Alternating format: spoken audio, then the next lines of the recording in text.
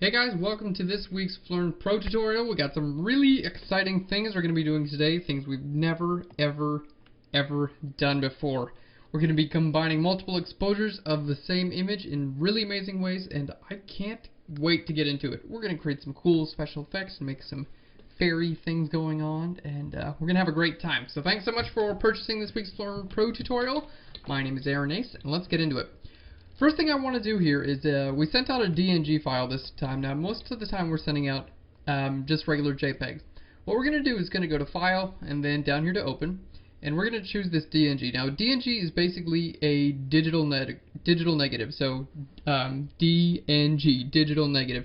And basically what this means is it's like Adobe's version of a RAW file. RAW file, if you shoot in Canon, you might see CR2, Nikon, NEF, and things like that.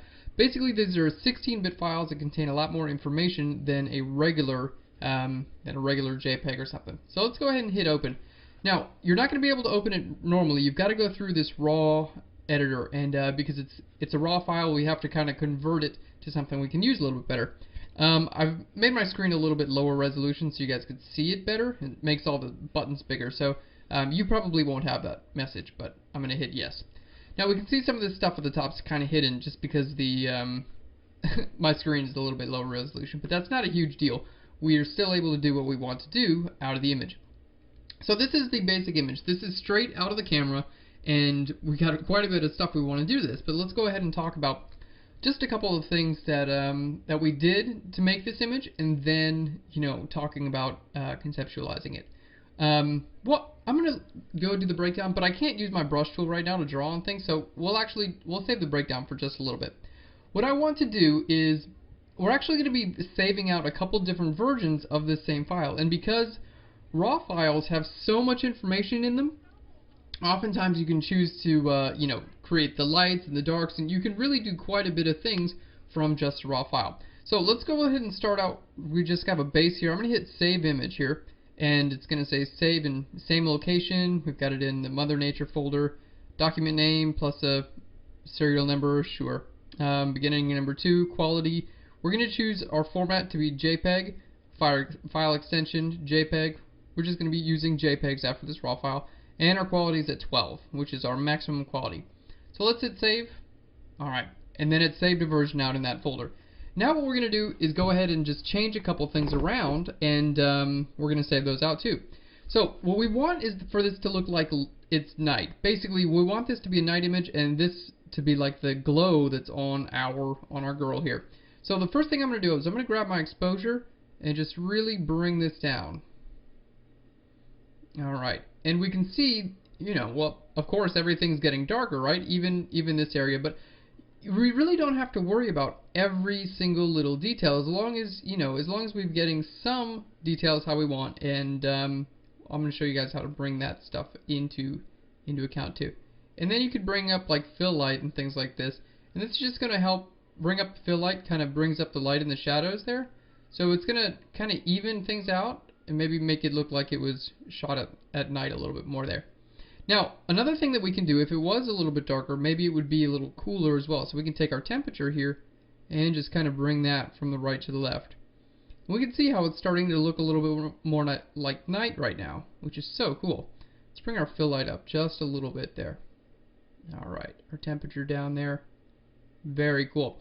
And this tint here, maybe just pull it a little bit towards green as well. Alright, I like that look we've got going on there. I'm going to hit Save Image and hit save, and that's just going to save another copy out.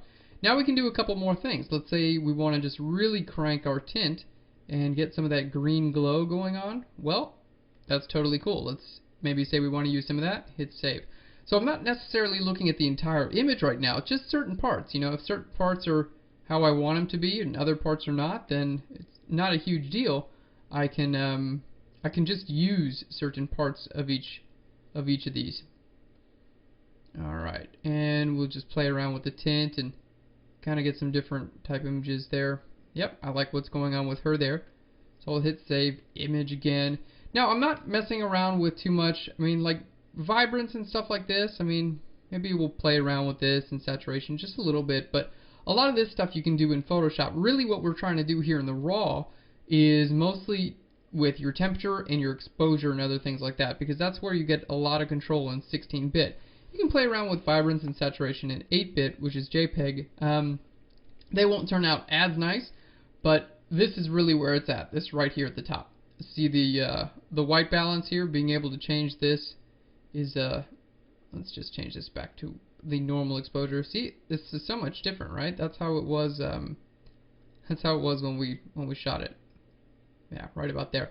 So a lot of changes can happen right here. Let's just bring the temperature up on that. Let's bring the tint up on this too, and see about, you know, maybe playing around with our exposure there, and if any of this is looking good, we can use some of it. If any of it, you know, just looks totally weird, not really a huge deal. We're just kind of looking at, yeah, maybe I like that. Hit save image on that. We're just looking at, you know, creating as many options as we can right here, and doing this all in RAW is just going to give us a lot of possibilities here that we would not have gotten otherwise. There we go. I like that too. So hit save image there. You can see this is just happening over and over again. We can just, you know, change these and do whatever we want really with them. Kind of having some fun here. Totally up to you guys. Recovery is the highlights, fill lights is in the shadows. Play with your blacks here. Alright, I think that looks pretty cool too. Let's just bring the exposure up just a little bit there. Cool, so we've got a couple of funky different looks here that we can use. Alright, and I've saved out all those images. I'm not even going to open this, so I'm not even going to go to open image. I'm just going to hit cancel. Now what I'm going to do is go to File, we're going to go to Scripts, and then Load Files into Stack. So remember guys, what we started off with was just a DNG. It says Use Files here, we're going to hit Browse, and now look what we've got. We've got that DNG, this original one, there's a copy of that original one, but now we've got all these other JPEGs that we got right out of this first DNG. So I'm going to hold down the Shift key and just click and select all these. We're in a Load Files into Stack script, so if I select them all and hit Open, it's just going to load them all right here. Now, if these were all separate images and you shot them on a tripod or something like that, you could use something like Attempt to automatically align source images. That's totally cool. However, because these are all the same, you don't really need to do that. So we're just going to hit OK. And it's just going to load all of those images into the same stack. Basically, they're all going to be in the same document. Alright, so what we've got here is, let's just bring this, because I've adjusted my screen, I can't use my menus as well, so we just have to kind of adjust those around. Alright, and our layers, let's bring up there. So we've got 1, 2, 3, 4, 5, 6, 7 different layers now of basically the same image that we can use. Let's hit F to full screen, that we can use to get whatever effects we want to in this image, and they're all at full resolution. So if you go to image and then go to mode, you can see we're in 8 bits because that's what a JPEG is. 16-bit is like a RAW file, and then 32-bit, that's what you can do with like HDRs, combining multiple 16 bits. However, you can't even view a 32-bit image like on a regular 2D display just like this, so you wind up having to convert it to 16 or 8 bits to view it how it's supposed to be viewed, but you can contain that information. Okay, most of the time when I'm editing, guys, I'm in RGB color, 8 bits per channel. Now, just a really quick talk on color. We're going to go to Edit down here, and we're going to go to Color Settings. There are a lot of different schools of thought here as far as color settings and what you could, should, whatever work with. I've played around with a lot of them, and I've read a lot of things about color, and in the end, this is what I've decided on. Adobe RGB 1998. Okay, I've got this US web-coded SWAP version 2, gray gamma 2.2, dot gain 20%, and all this other stuff. I have these make sure they're checked on Ask When Opening, so I know what color profile I bring something into. Now, this is what I've chosen. It works very well for me. If you guys are using something else that you love, no worries. Use what, if you got something that you love, use that. But this is what works for me, so I wanted to share that too. Okay, now, because we have so many different versions of this file, we know we've got quite a bit of work we need to do, but before we go into everything, I just want to grab my brush tool here and grab a nice pink paintbrush. Beautiful. I like that. So I'm going to right click here and just choose the hardness to be a little bit lower. Okay, now we're going to talk about how we actually did this photo before we go ahead and break everything down.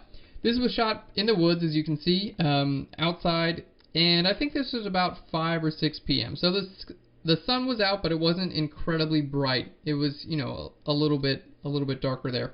So we were shooting at a shutter speed of 1/160th of a second to try to really just not have a whole light from the ambient. I was shooting at ISO 50 as well, and what this does is it lets in a lot less light than, you know, ISO 200 or ISO 100. So basically we're using ISO 50 to knock out the sunlight. Now, because it was so dark and we're using a fast shutter speed, ISO 60, I think this was shot at about f4. All of this, you know, this area would be pretty dark, but we do have some lights that are actually coming in here. So the first light we want to talk about is this light here on the left. This is just a normal size softbox here. Might even be a strip box. Let me just zoom in. Strip box and softbox are about the same thing, guys. Yeah, it's a strip box. It's just a little bit thinner. So we've got a normal strip box here, and basically that light is shining here on our subject. So all this light that's, you know, hitting the subject's face and all that, that's coming from this strip box that's off to the left. We've got a pot there, clay pot, that we had the plant in. This is someone's jacket that wasn't there. This is a light stand. So all this stuff is going to need to get out. This is Amelia. She's holding a light. We'll talk about that in a second. So she's going to need to get out of there. And then we've got this. Basically, this is a, zoom all the way in there. This is a Nikon SB26 light. It's just a standard speed light. Nothing too fancy about it. There's a cord connected here because there's a pocket wizard right there. You can barely see it. But the pocket wizard is being fired from the camera. So this light fires when we hit the light, when we hit the shutter. So this light is very important, and this is the light that is shining on, you know, this green here that's actually shining on our subject here. In this light, it's hard to see, well, you can't see it at all, but, you know, if the top of the, let's just make a new layer there. If the top of the light, you know, the strobe is something like that inside of there, we've got a green gel right on the top. You just tape that to it, and that just turns your whole light green. It's like a thin piece of plastic that turns the color of light. And this thing on top of here, this is a Gary Fong light sphere that I actually purchased for a different strobe, and it doesn't even fit, so we had to tape it on there. But it doesn't really matter. This is all getting clone stamped out. Like, that's going away anyway. But this light is really important because, you know, this light sphere, it projects light kind of out in all different directions. So it was able to light the plant and light our subject as well. And we've got a little bit of this light that's kind of hitting up here too, which is, you know, that sort of thing, the light that's hitting over there, that sort of thing is pretty hard to fake. So I'm glad that we have at least some of that light there we can actually use in our image. Alright, so that is basically how the image was shot. Just pretty simple. One light off to the left, and then we've got this little light here. And then I would say that I did take a plate, like a background plate without Amelia in there. However, it was from a different angle, so we wound up not being able to use it anyway. So we're going to have to clone her out. If we had just like a little stand or something there for this strobe, that would have been much, much better. Then we wouldn't have to clone all this out. But sometimes that happens on a photo shoot, and that's what we like Photoshop for, because it helps us make things a little bit better. So before we do any of that, there's a couple things I want to talk about. First of all is just kind of overall composition of the photo, and, you know, what we want to do with all these layers too. You know, if some of this photo is going to be like very, very dark, then it's going to be some of the areas we can get away with more or less as far as, you know, clone stamping and things like that. So one of the things that I do like to do just on top of here, and I didn't work too hard on composition on this image here, so we can do that oftentimes in, you know, in post-production in Photoshop. I will do some work on composition too. So this is our rule of thirds on a layer. Just hold down the shift key. If you grab the brush tool and hold down the shift key, it'll only let you go up and down or left or right or I think even diagonally. No, not diagonally. Just up and down, left, right. So this is a rule of thirds. If it's not perfect, you can just, you know, like stretch it out and you're like, okay, that's good there. Very cool. So that's our rule of thirds. If you want to stretch these out, you can, you know, just grab those and stretch them out there. And there we go. Grab those, stretch that out. That's not too important. But what we want generally is for our subject to be in one of these areas. Now this is not something that's like a hard, fast rule that you have to do every time. But generally, I would say it's a good idea to have your focal point be, you know, right here, here, or here. Same with the horizon. You want that to be right about there or right about there. You generally don't want your subject, your focal, whatever you're focusing on, to be right there. And the reason is it just kind of creates a static image. It's a little bit less for the eye to work with. If the eye can, like, you know, develop and kind of digest an entire scene and then go to your subject, it's a little bit better for the composition. So that's the rule of thirds. I didn't make it up. It's just a rule. So let's see if we can apply the rule of thirds to this image. And right now, that's not going to work. We either have to make this image bigger or smaller. So let's try with the smaller. If I did use the rule of thirds, this is just a grid that I just made, you know, very quick. Nothing super fancy here. But we could see, you know, maybe that would be a pretty decent photograph. So our subject is right over here. Okay, we've got a we've got this line that I like. You know what? It'd be better if this line were even a little bit, the tree line there. It'd be better if it was kind of like in that direction. But we'll see what we can do. I do like that we have kind of like dark fill here. Okay, and then we have dark fill here. So these are like our two bottom. And then here in just the top third is where we're starting to get a little bit of sky and stuff like that. So I do like that. Now the other thing I like, and it may or may not seem as though I'm trying to, you know, cop out here. I like that it's getting rid of our softbox, so that's a lot less work that I have to do in Photoshop. Is that the only option? No. Could we do something like this? Totally. So we could have this kind of be like the lower third here, and you know, a subject right there. Although I think I like the composition this a little bit better with her in the lower part of the image. Just seems to make a little bit more sense. Now, could we move that around and do something like here? Maybe if we, like, you know, lowered that down and had her be somewhere around there. Yes, we could totally do that, and then we'd have to clone stamp out the softbox and things like that. We could do the same thing like this as well. So if you guys do want to change your composition, totally rock on, do it. If you don't want to change your composition, you don't have to. It's something that I do oftentimes try to do in camera. This was a little bit of a we only had a little bit of time for this photo shoot, so I had a lot of things on my mind. That wasn't one of them. But I think I am going to go with this. Something that I feel, there we go. I like that right there. And I'm going to hit enter on my rule of thirds. I think that she works a little bit better right there with that being the subject. Now, if we did want to like rotate this around, you can totally do that too. Just keep in mind that, you know, your subject, I'm going to have to grab both of them right now. No, I don't. Sorry. If I do want to rotate that around, like because I wanted that tree to go on that same line, then, you know, keep in mind that you might have to move around. You don't have to move around your subject, but you'd have to crop. Let's just grab our crop tool. You'd have to crop and then rotate your crop.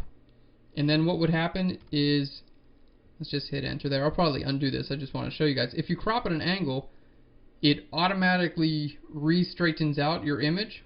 There we go. And we can see it did re-straighten our image. That is going more horizontal now. However, she's off leaning towards the left. So I generally don't recommend doing that. But I just wanted to show you guys that it is a possibility. But I think that's going to be a really nice crop. I think it's going to fit our image well. So how do we turn what we've just decided, the rule of thirds here, into a crop? Well, you can just grab your crop tool, click and drag from right to left. There we go. And just go right to the edge of these things. There we go. And as I let go, we can actually see, check this out. I'm going to hit escape real quick. See, I do that just for fun to create my rule of thirds, but the crop tool, this is kind of cool. I actually just forgot about that. I could just show you there. You have a couple of crop guide overlays. You can choose like a grid, none, or you can actually choose a rule of thirds.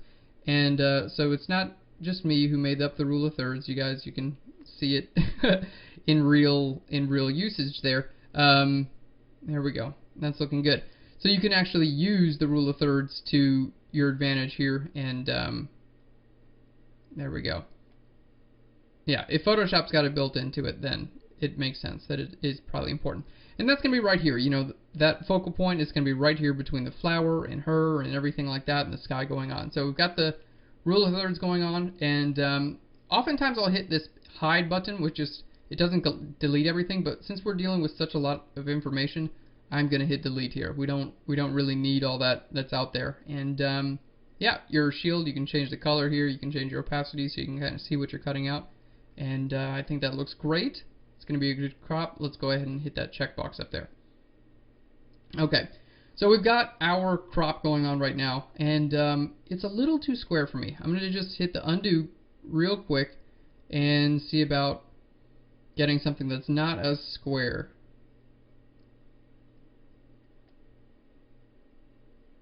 Like it was too tall for me. I kind of wanted it a little bit wider. Alright, let's try that.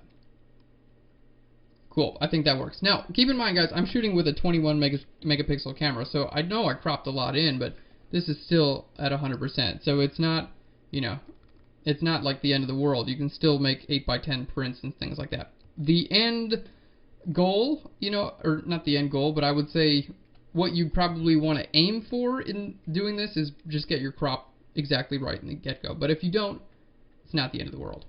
Okay. Now, what did that get rid of? Well, it got rid of quite a bit. It got rid of all that stuff on the left, which is great because it's going to save you guys a lot of work. So we still have to clone Amelia out and everything like that. But it did get rid of a lot of things that we don't really need in this photograph to make it successful.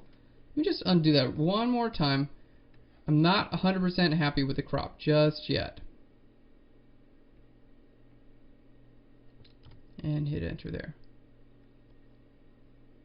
Alright.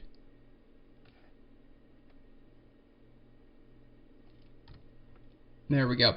Now, do you have to crop this from the get-go? No, you can crop it at the end, and usually I would consider cropping it at the end. However, I'm cropping it at the beginning now because it's going to just, you know, I wouldn't want to spend an hour and a half clone stamping all that stuff out if it was going to get cropped out anyway. So it's a good thing to know, kind of a general crop. If it's something that you don't want to go ahead and make the decision on, you can use, let's just hit undo. You can hit this, if you make a crop, you can just hit hide instead of undo. Alright, let's go in our history and go back to that crop we were just on. Alright, so this is our crop. We're going to use it, rule of thirds. Like it. We've got that going on, and some cool stuff. Now, I'm going to hit Shift F. This is how the image loads just normally. If you hit F, it's full screen, and then you hit F again, and you've got your other full screen too. So you can hit Tab in the second full screen to bring either, you know, these layers on and off. Now, one thing I'm going to do is, you know, keep this, it's on a black background, right? Which is kind of nice. It's just like, it allows you to see everything a little bit better without all this other stuff in your way.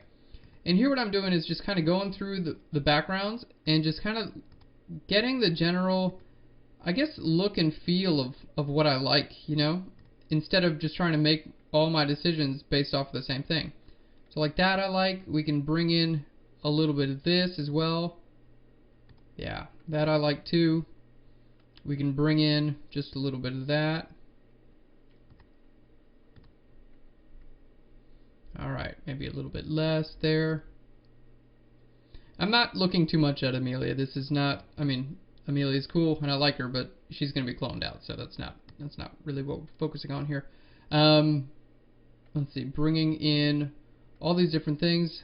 Like this guy right here, let's just hit, I'm just hitting the tab key, by the way, to make these visible or not visible. And, you know, normally it might look better for you guys if I'm zoomed in. However, normally I do these things zoomed out, and the reason is you can just really get a good sense of like the overall image feel and everything like that way zoomed out, rather than, you know, here in your face you're like, you tend to focus on little tiny details. Way zoomed out, you get to actually see, you know, kind of the feel of the image. So I always prefer, when I'm making any decisions that affect my image, like affect the entire image rather, I always make sure that I'm zoomed out. Alright, so I do like that area. I'm going to put a layer mask on that in just a little bit. Alright, I like that area too. That is cool. I do like that blue in the background. See how different that is? Right? This is straight out of the camera. We're turning this into night. It's like so amazing.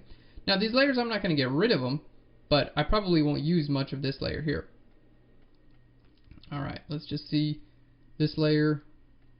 Yeah, I like that. It's just making it look a little bit more like night, right?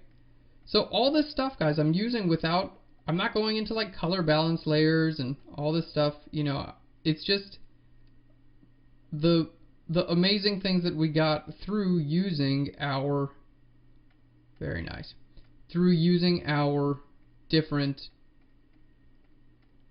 renderings of the, alright, sorry, it's hard to talk and think. We're just using the different renderings that we got out of the blending modes, sorry, out of the raw, the camera raw. Alright, there we go. And we're almost settled. Now some of this stuff is going to get used more or less. Alright,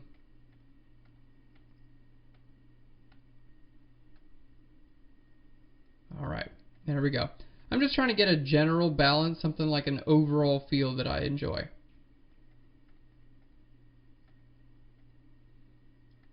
And I think we're looking pretty good. So all of these layers are kind of set, right? This is my base. Now we're going to go in here and start playing with things a little bit more. We do have a couple options as we go in here and play with things.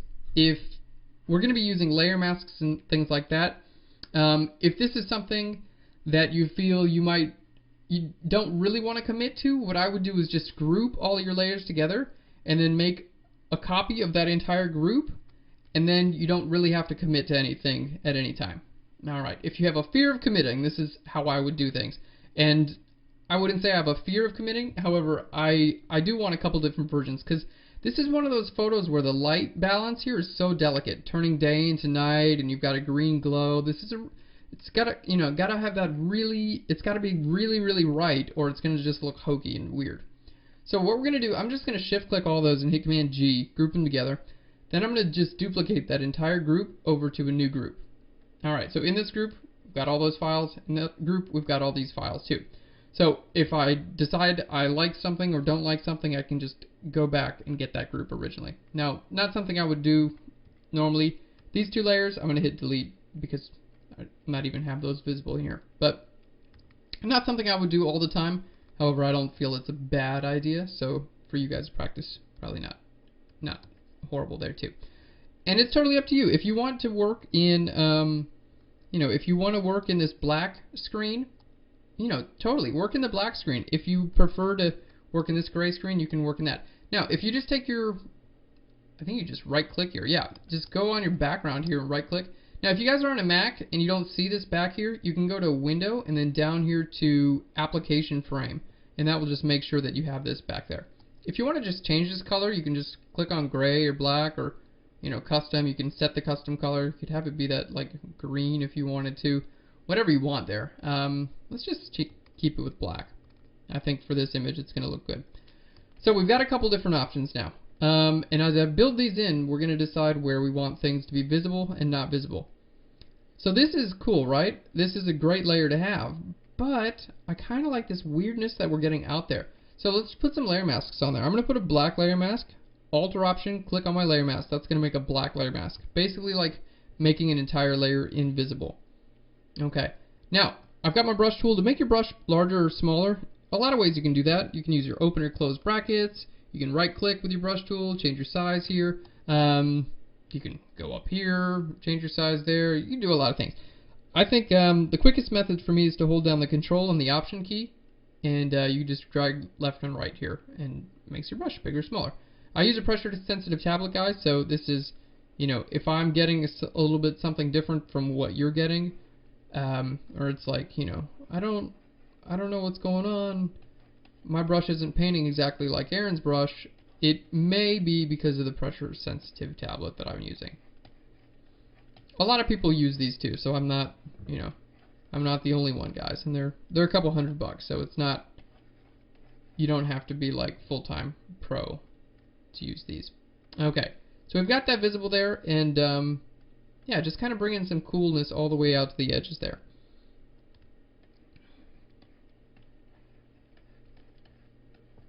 Very nice. And this is what my layer mask looks like. I'll hold Alt or Option down. That's what my layer mask looks like. Nothing fancy there. Just making it a little bit more visible on the edges than in the center. Okay, let's just lower our opacity a little more. Now we're going to bring in this layer, which I like because it's got that nice glow. But again, we don't have to have this visible everywhere, right? So let's click on this layer, and then we'll put a black layer mask on that, and then we'll paint white at 100%, you know, like right here in the foreground. Obviously, we want this to show up. Maybe switch our brush to like 20% to like help fade that back a little bit. See there?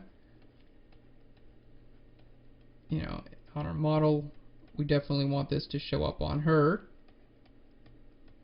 You know, somewhere in the background. And then here's where it's going to get, I wouldn't say like real tricky, but it's going to get to where like you got to start making a little bit more decisions. Kind of fading out from the model. So here's what our layer mask looks like from now.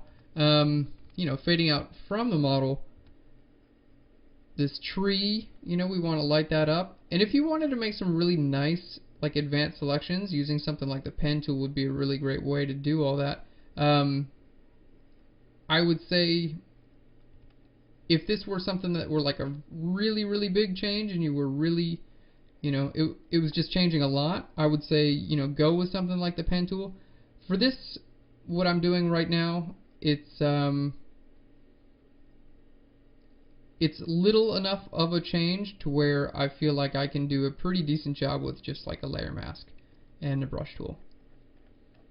Alright, so it's a lot of decision making really when it comes to doing this stuff as to how long you want to spend on things too. You know, obviously if you wanted to spend, you know, weeks and weeks on every single image you ever made, you could make everything amazing. And I'm not at all opposed to making things amazing. However, you know, if you can spend 2 hours on something and make it amazing, then, you know, you get to save 2 weeks of your life. So I would suggest doing that. There we go. Let's just bring this in and just make sure we have a really nice overlay there. So all this stuff in the background, right, it's not necessarily going to be affected by this color. That's going to be a bit more colored by the forest and whatnot. So all this stuff, I'm painting at 100% right now, and what I'm about to do is just choose a large brush and then knock it down. Alright. I'll show you guys what my layer mask looks like in just a second here. Very nice. Now I'm just going to go in here and paint it 100% a little bit more. Alright, and then about 20% with a nice big feathered brush, so it's just going to kind of feather out there. Okay, now here's what my layer mask looks like. And if you're saying, whoa, we did that pretty quick, I think that was pretty quick. Is it bad to do things quick? No, it's not bad at all. But, you know, so this is like that tree. Hold on, Alt or Option, you can see this. Tree there, tree on the top, some bushes and stuff like that back there, and just kind of blending this in. So we can see, you know, it's like, turn the light off, turn the light on. Is that like a Rihanna song? Turn the lights on. That's what we got here. Isn't this awesome? So we started out with this, guys. And now we're doing this from that image because of the raw processing we did. Totally, totally cool. Now what I'd like to do is, some of this I still don't want to be as visible. Like right up here, I don't want that necessarily to be as visible. So what we can do, I'm going to just group this layer with itself. Command G to group it with itself. And then we're going to put a layer mask on that group. And now I can use a secondary layer mask to define where I want this to not be visible. And that's going to be really powerful. So I'll just grab my gradient tool. What I mean by that is, I'll just explain that because that might have been a bit confusing. So this layer mask that defines this layer, right? If I wanted it to like fade out the brightness, because in the end this is just bringing in that color, right? It's bringing in that light. If I wanted to just fade this out from the top and the bottom, I could do that by painting on my layer mask. You know, I could just grab black and then paint on here. However, if I start, you know, I'm like, I want it back, I paint white. Well, that's no more trees, right? We just spent all that time getting that nice layer mask with the trees. So what we're doing, instead of messing with this layer mask here, we're creating a group, The only thing that's in the group is that layer, and this group has its own layer mask. Okay? Now you can do the same idea on the group layer mask, right? Like paint this black, whatever, paint it all black if you want. And now you can see that the original layer mask for the layer is still intact. So if I want to paint back white, you know, just make sure you're on the right one there. If I want to paint back white here at, you know, 40 or 50% just around here, I can totally do that. And it's only still going to now hit the trees and stuff like that, right? It's only going to hit what we want. Pretty cool, right? Because this layer mask is defining that layer mask. Double layer mask action. So we can even like tone it down, you know, if we want it. That's why I just painted everything at 100% here. So this layer mask through that layer mask, see what we've got now? This gets toned down through that. Actually, let me just hit undo a couple times because I think I painted the wrong layer mask. It's confusing even for me, guys. There we go. So I'm using the secondary layer mask to kind of tone down the first layer mask. If that makes sense. Alright. And as I'm doing this, I'm not really worried about messing up my first layer mask that has that nice definition in it. Alright. So, first layer mask, second layer mask. Very cool. It's not perfect, you know, but we've got a decent light fall off. If we didn't have this layer mask, hold down shift and click on that, then this is what we got. The light doesn't necessarily look like it's falling off. It just kind of looks like it's hitting everything. Alright. Now if you wanted to go into, you have like a mask dialog, you can totally like play around with the density of your mask and just say like, maybe let a little bit more in there. Stuff like that. You can do that stuff too, guys. A lot of choices here, a lot of changes can be made. Great. So I'm using all this stuff because even though Amelia is still in here and that light's still in there and all that stuff is in there, we can still get like a general feel of what we want our image to look like with that stuff in there. So not a big deal. Alright. This layer here, let's bring this back up to 100. I don't really remember. Okay, so this is like a kind of a copy from this layer, just kind of with a lower opacity. So this is basically just a lower exposure. This is basically just kind of like a little bit darker version of it, but it doesn't necessarily have a lot of color on there. Okay, so you could change this to something like lightness if you didn't, luminosity if you didn't like the fact that it was messing with your colors. You could do that too. Although, I don't know, change the color. I would just kind of change your colors back to normal again, which I think looks decent over there. So we're going to keep that visible there. Hold Alt or Option, put a layer mask on that. And then grab our brush tool and paint it about 30% up here and kind of just lower that color down a little bit. Alright, so we can see what that's doing there. Very nice. Let's see what this guy's doing here. This is just a bit more of this green in there. So, kind of like what this other layer did here, we can do the same thing. Let's just put a black layer mask on that as well. Alright, and then paint white at 100%, you know, like right over here. Very nice.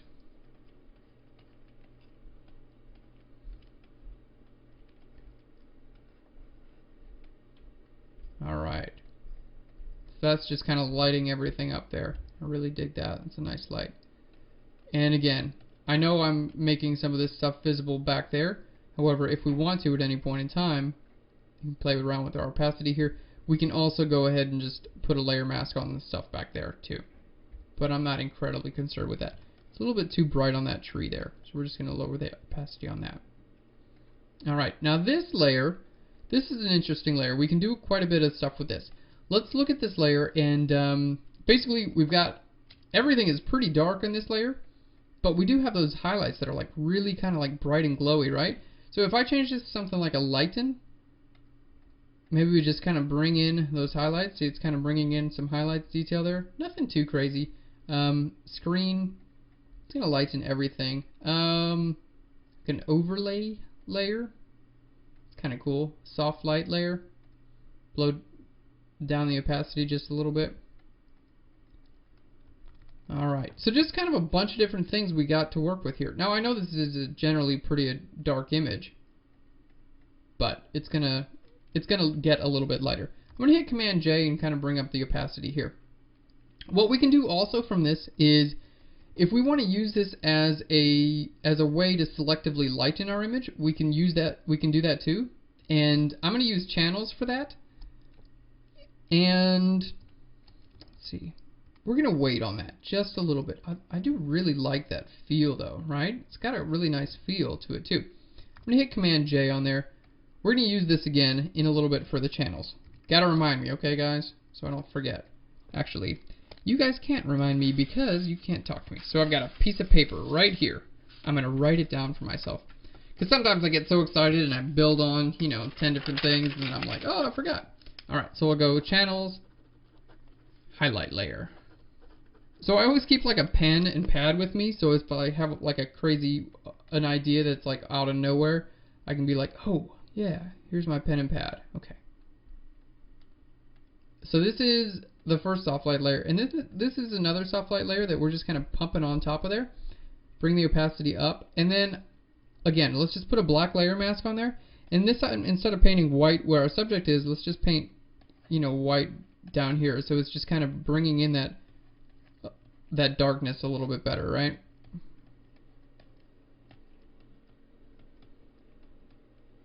All right. There we go. So it's kind of like a natural vignette that has a really nice fall off. Very cool.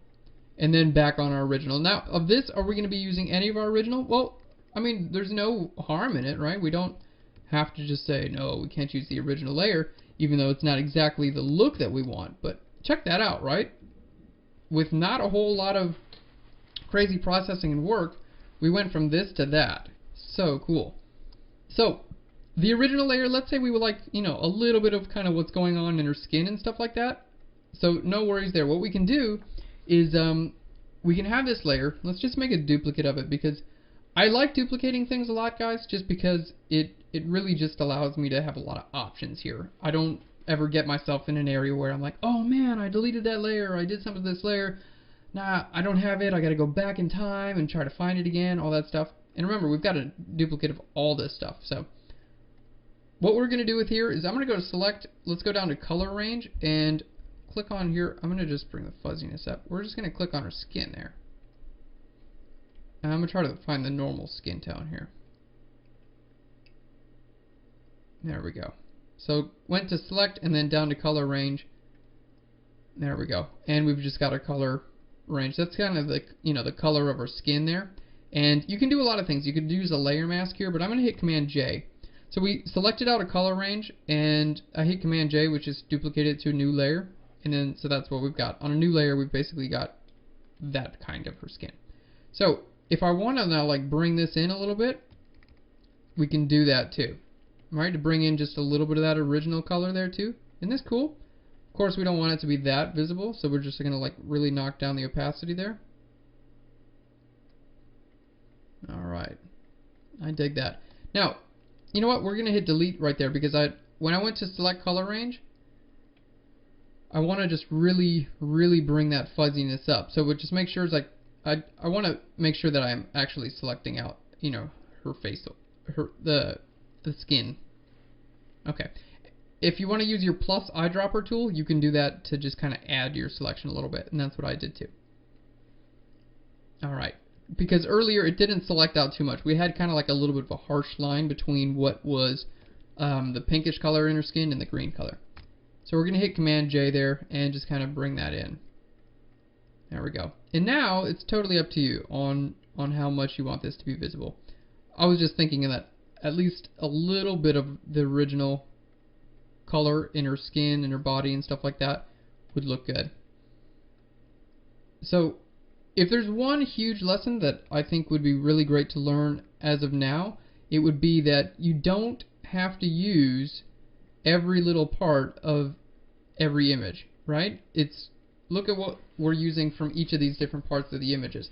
So we're just kind of picking and choose what we want to be visible, what we don't want to be visible. Alright, let's just lower the opacity there. Oh, we're going to do some really cool stuff. I can't wait. So excited here. There we go. I think that looks good in most places. we're going to hold Alt or Option, put a black layer mask on that, and then here on my layer mask we're going to paint white. Sometimes these weird things show up and you have to, like, I don't know, get rid of them. Try changing your zoom level, now get rid of them. Alright, we'll paint with white, you know, here at about 40%.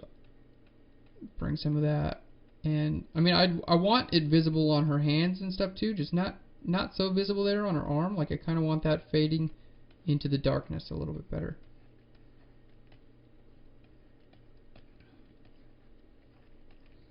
Alright, so our layer mask looks something like that, and that layer is just kind of bringing that on there. Another little added bit of detail. Alright, and this layer I'm going to just bring on out of that group. So we got 2 layers that we can kind of work with later, and then we're going to start off with this group. Let's just hit delete on that. Not bad. So what we just did, guys, quite a bit of stuff. And if you wanted to be done with this, you know, pretty close to it, besides we've got Amelia there, if you wanted to be pretty close to done, I mean, we've done a lot. So let's just look back through it real quick. This is 1 layer, and we're just kind of adding to this as we like. And remember, we're not making these visible everywhere, just where we want it to be visible. Just kind of adding this effect over and over again. And as I go through these, I'm doing this half for you, but half through me, right? Like, I can go back and be like, oh, you know what? I like that sky brighter. Or, you know what? I like this darker. So look at all these choices that I'm just, like, allowing myself, right? And just be like, oh, you know what? I didn't think so, but maybe I like it kind of like that. Or like, I like it green, but maybe not so much. So let's just lower that opacity. So that's really cool about working with all these layers, is you just have so many choices too. Okay, so that's our base that we're going to be working with. Very, very cool. Now, this whole base, I'm really happy with what we've got so far. We've got a bunch more work that we're going to be doing on it, but all these other layers here, we really don't need those because I didn't delete anything. We've still got them here again, so I might just delete this whole group 1. That was just kind of like my extra safe step, but I think we'll be alright without it. So what we're going to do here is just basically get rid of Amelia and that light, and then keep on going from there. However, because there is a lot of darkness, what I'm going to do is create myself a check layer. So check layers are things that I call, I think they're very important. However, they're not going to be visible in the end image. They're just here so you can, you know, so you can edit better. That's what I would consider a check layer. Something that allows you to edit better, but not necessarily visible in the end. And this is one of those check layers. A levels adjustment layer. I just grabbed my brights and made them brighter. And what we can do now is we can really see all this detail. You know, I can see exactly what I need to fix, what I need to clone out, what I can keep in, and all that stuff. And I don't necessarily have to worry about, you know, if I can see it or not, because your screen might be calibrated from someone else's screen differently. You know, printing these images, a lot of the time the print will show, things will show up that you don't necessarily see. So these check layers are what I think they're very, very important in, you know, in editing. And oftentimes I'll edit with these check layers on sometimes. We'll do that right now. So this check layer I'm going to keep on while I edit, and I'm going to use my clone stamp tool. S for the clone stamp tool. And as long as I have sample current and below, I can clone stamp Amelia away. And although it looks like I'm clone stamping the light part, because what we did is we chose current and below. If I turn this levels off, you can see that it's not, you know, the levels isn't there, right? If I clone stamped on top of this and then turn the levels off, whoa, yeah, not good, right? But since we're clone stamping under the levels adjustment layer, not a big deal. So clone stamping this sort of thing, guys, is not what I would consider incredibly easy, but it's not too bad. Your biggest enemy here is going to be something that just, like, big repeating patterns. It's going to be really noticeable if you have something that just repeats over and over and over again. However, I would say a general strategy with this thing is try to make the largest possible patches of clone that you can. So you don't necessarily want repeating patterns over and over again, obviously. However, a very large repeating pattern is much better than a very small repeating pattern. Not only that, but a very large repeating pattern you can kind of break up a little bit easier than a small repeating pattern. Here's what I mean. So I just did, that's a pretty large area that I just did with one clone stamp, minus this area that we're just going to use the eraser tool at 100%.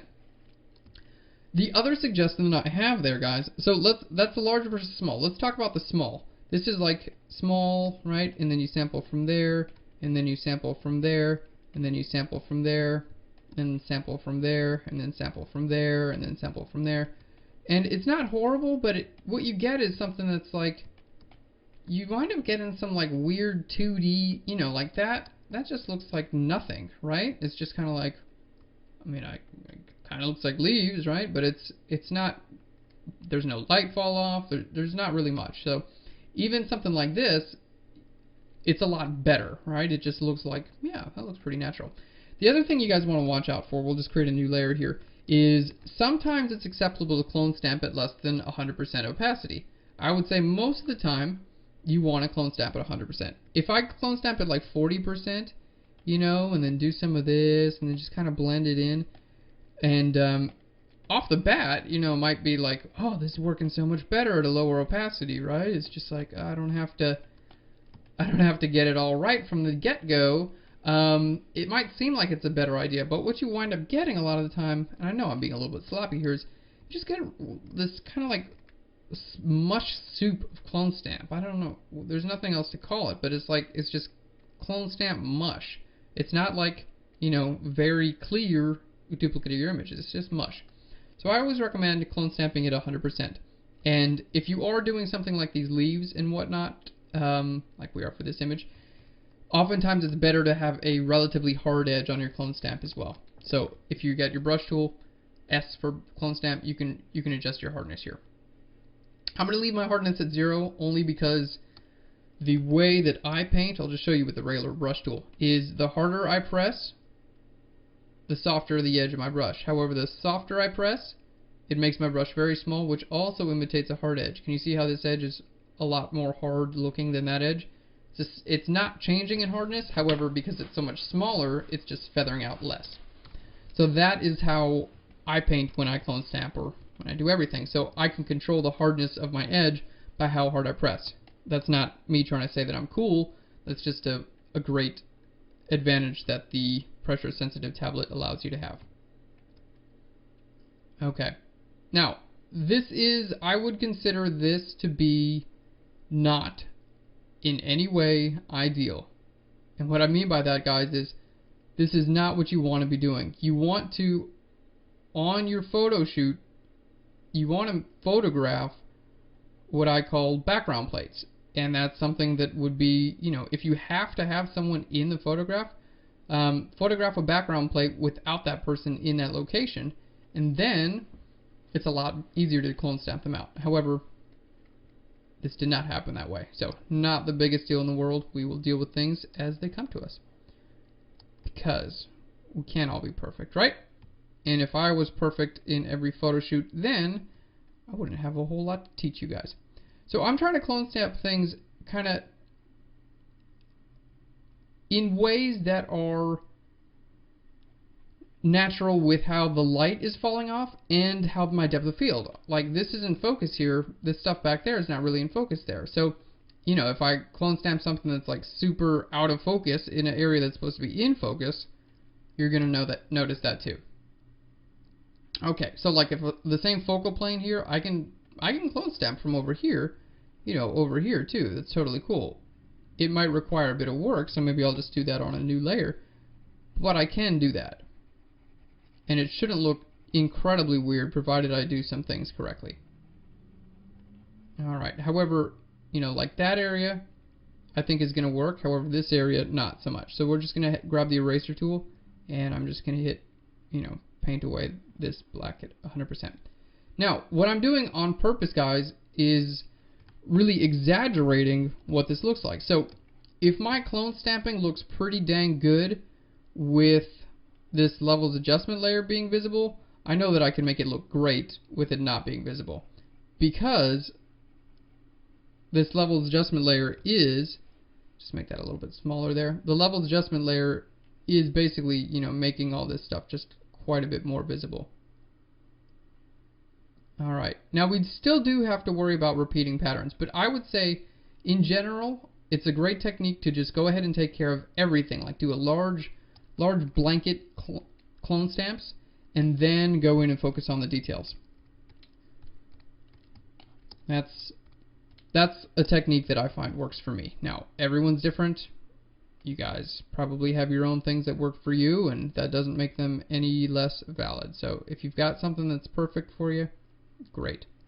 Also, sometimes something will happen like what just happened to me, where you'll clone stamp something in, and this is why I keep creating new layers over and over and over again, right? I'm a layer-holic. I'm a layer junkie. I love it because look at all this options that I got now. If you do something like that, it's not perfect, just grab your move tool, and then you can be like, move that around and make it a little bit bigger and stick it over there, and then, then you don't have to necessarily, say that, oh, I didn't do that in the right place. Put it on its own layer. Not a big deal. And grab the eraser tool and just kind of erase that out there. If it doesn't blend in completely there, guys, no big deal. We've got a lot of ways to blend. I'll show you guys that in a minute here. Okay. There we go. And you can even like hit Command T, right click, and go to like warp, and that'll just kind of, make that work a little bit better. So I know this is going to look weird right there, right? It doesn't look perfect, but can I make it look perfect? Perfect? Perfect? Yes, I can make it look perfect because I have done this hundreds and hundreds and hundreds of times. And that's why you're watching this right now. So you can learn from my doing this hundreds and hundreds of times, and then you don't have to do it that many times. You can just do it a few times and be like, oh, Aaron already showed me how to do this. Let's just look at that. Okay, beautiful. Now, you can see why I would say something like, this is not the ideal. Take background plates if you can, because we wouldn't have had to do any of this stuff had we actually taken background plates like we should have.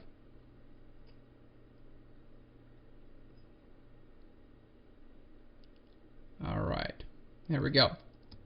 And we're looking pretty good here. Still got a couple things I want to take care of, like Amelia's head.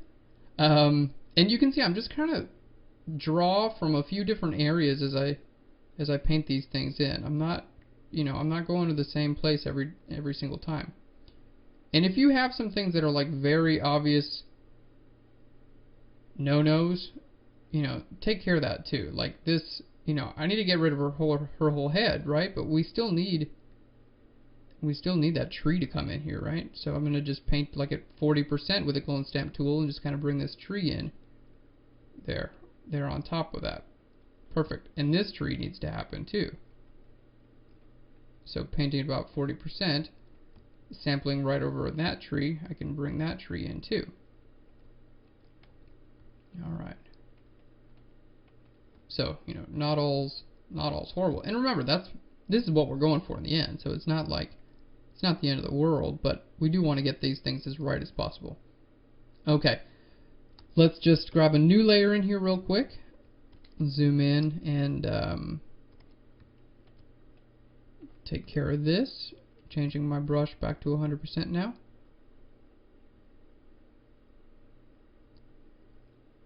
There we go. And if it's grass, I'll do some brush strokes that look kind of like grass. Just try to really maintain as much as we're doing, So like this is, you can see I kind of like made some brush strokes that look like grass there, just to make it look a little bit more realistic. I mean, you're kind of painting something from nothing here, guys. So it's as much as you can do to make this come across as real. It's better. You really don't want this to be like, oh, this just looks clone stamped over and over again. And this is not something that's going to be perfect the first time you do it, or if you guys have never clone stamped or never tried to do this before, it's going to take a little bit of practice. I'm not going to lie, this is something that is very important to know how to do, and it's definitely worth the practice that it requires. However, don't expect to just get this perfect from second one, because it probably won't happen that way. Okay, Now we're going to zoom out. I'm going to leave that light in there just for a second. Let's talk about a couple things that need to be taken care of. Alright. The couple things like that, the tree right there, see how it goes from like, yeah, it goes from dark right there to light. Okay, and then this side doesn't look very good right there. We got kind of this little area right there, that's question mark. So I'm zoomed out as I'm doing this. And I think this whole area needs to get a little bit darker right there. Alright, then I kind of got a little bit of question mark there. So I'm going to just kind of go back and recheck my work. Let's keep that on. So as I do this, we just got all these clone stamp layers, right? We can go back and see, like, see, that doesn't bother me at all. Cool. Don't have to worry about that. That area there, you know, pretty good, but maybe we could just do a little bit there too. So what we can do, we're going to use our clipping masks to change some of these. Now I want to talk about clipping masks real quick. We've used clipping masks before, and we've used clipping masks before in other Phlearn Pros, so I'm just going to talk about this real quick. A clipping mask, basically, if I'm on a new layer here, and I make something like that, very nice, love it, and I make a new layer, and on top of that new layer, I make something like that, very cool. What we can do is, if I want layer 14 to only show up where layer 13 is, all I have to do is clip it to layer 13. You can right click on your layer 14 right over here and go to create clipping mask. Donk. And now, whatever's on layer 14 is only visible. You can move them around, you can do whatever you want. Isn't that cool? So layer 14 is only going to be visible where layer 13 was visible. You can keep going. If you want a new layer and then clip that, you can hit Option Command G to clip it also. A couple of different ways to clip. There's a different way to clip. Every day of the week you get a different way to clip. And then you can clip that on there too. If you want to create an adjustment layer and go to like hue saturation, you can do that. Okay, they're not going to clip automatically, so you gotta clip them. Right click, go to create clipping mask. See, it's going to clip it all the way down to layer 13. And you can change the hue saturation. And see, it's not changing the hue saturation of my entire image, just those things that are clipped down there. Very cool, right? Love, love, love clipping masks. If you don't use them, they're going to change your world. So, how can we use clipping masks here? Well, like that area there. The dark's a little bit too dark there. So, what I can do, adjustment layer, I'm going to go up to levels. Okay, and then we're going to put this level, I'm going to clip it. Alter option, click right there. That's going to clip this.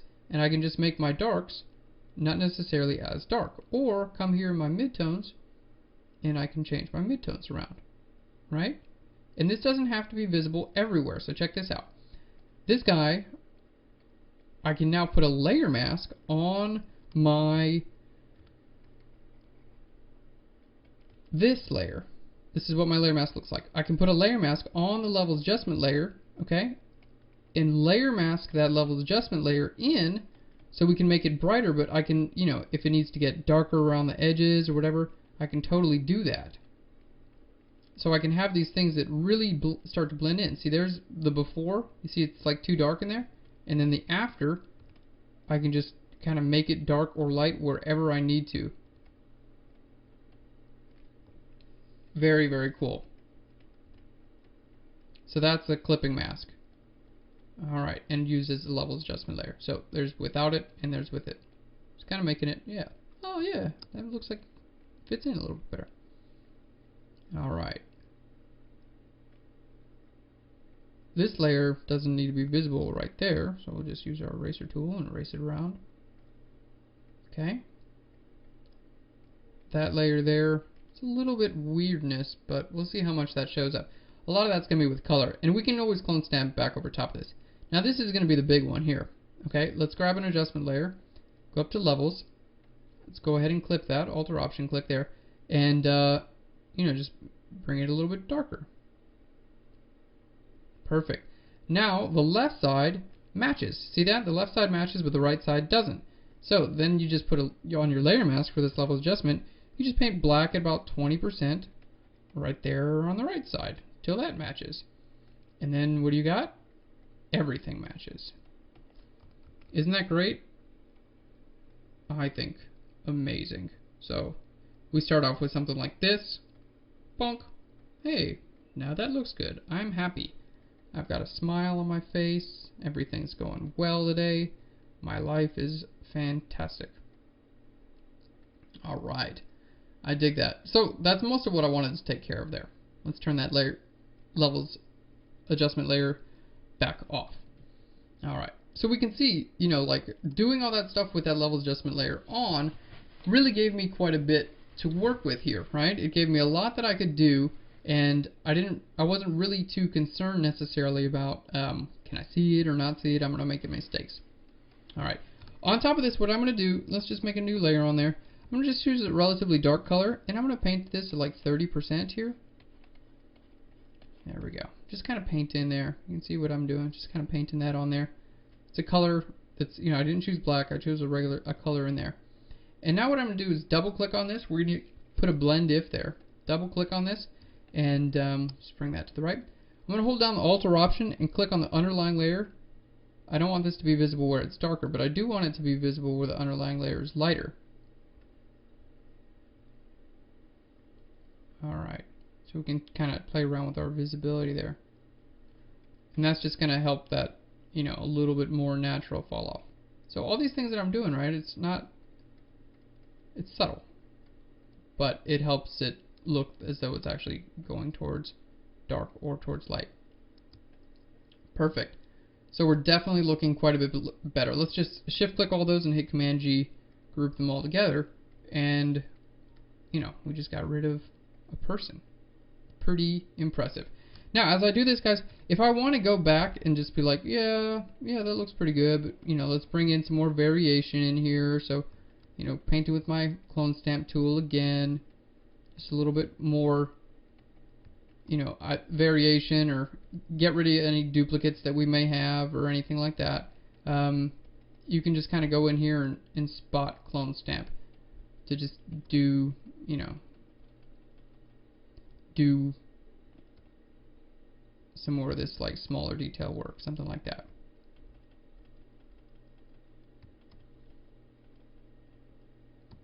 There we go.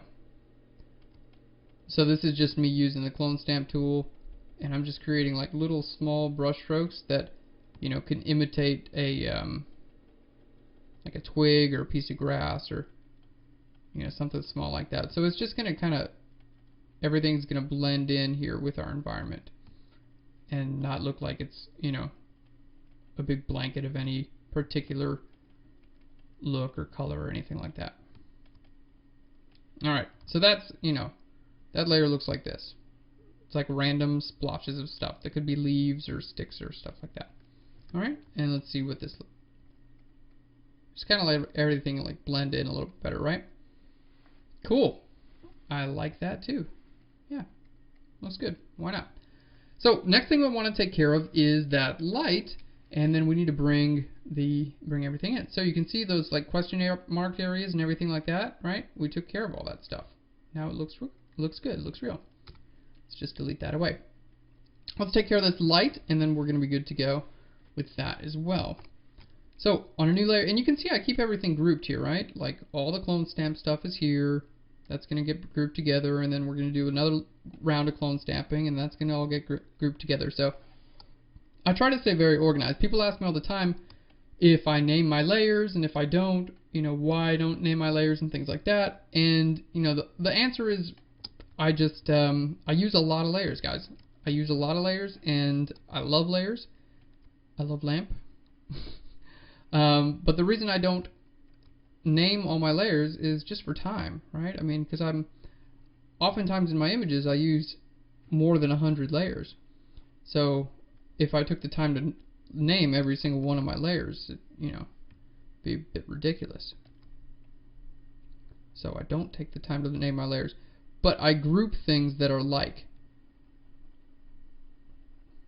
There we go. So, you know, if a whole group of layers, like if 10 layers are just clone stamp layers, I group them all together. Alright. Now this sort of thing, you know, it's not going to be 100% perfect. I wish it always was, everything was 100% perfect. Life probably won't be 100% perfect either, so.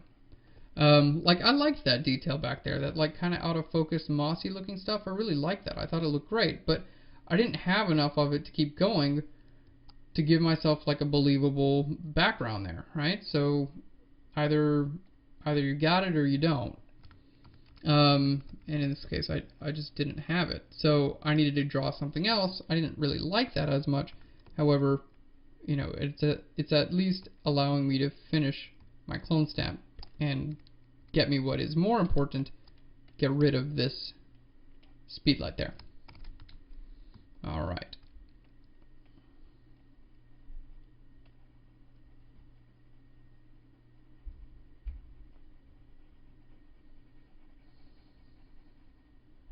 There we go. I'm doing this separate for a couple reasons.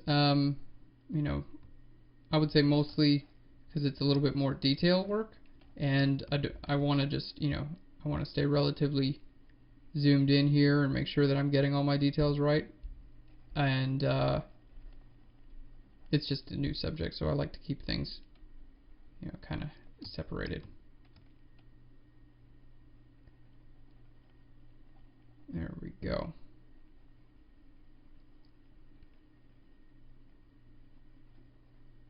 And again, we're just going to blanket all of that out. So it's like, I want to get to this to a point where I'm just kind of, I'm pretty confident with the fact that my entire light source is gone. And in this case, I am confident with that because it's gone. It looks good. And then, there we go. And then I'm going to go back and do a bit more detail work. Alright, so it's gone. How's it look with that off? Decent. Got a little bit of weirdness going on here. Oh, because there's a whole that makes sense. There's a whole leaf that actually goes there. Make it that visible, and then you know, paint this tree trunk back in there and kind of work on making that just blend in a little bit better. And I'm painting about 40% here, just so I can kind of like fade that in decently nice, and you know, have the trunk kind of go into the grass there. So what that looks like is something like that. Moved it over. There we go. So it's just kind of allowing it to look like it's blending in a little bit better. Very cool.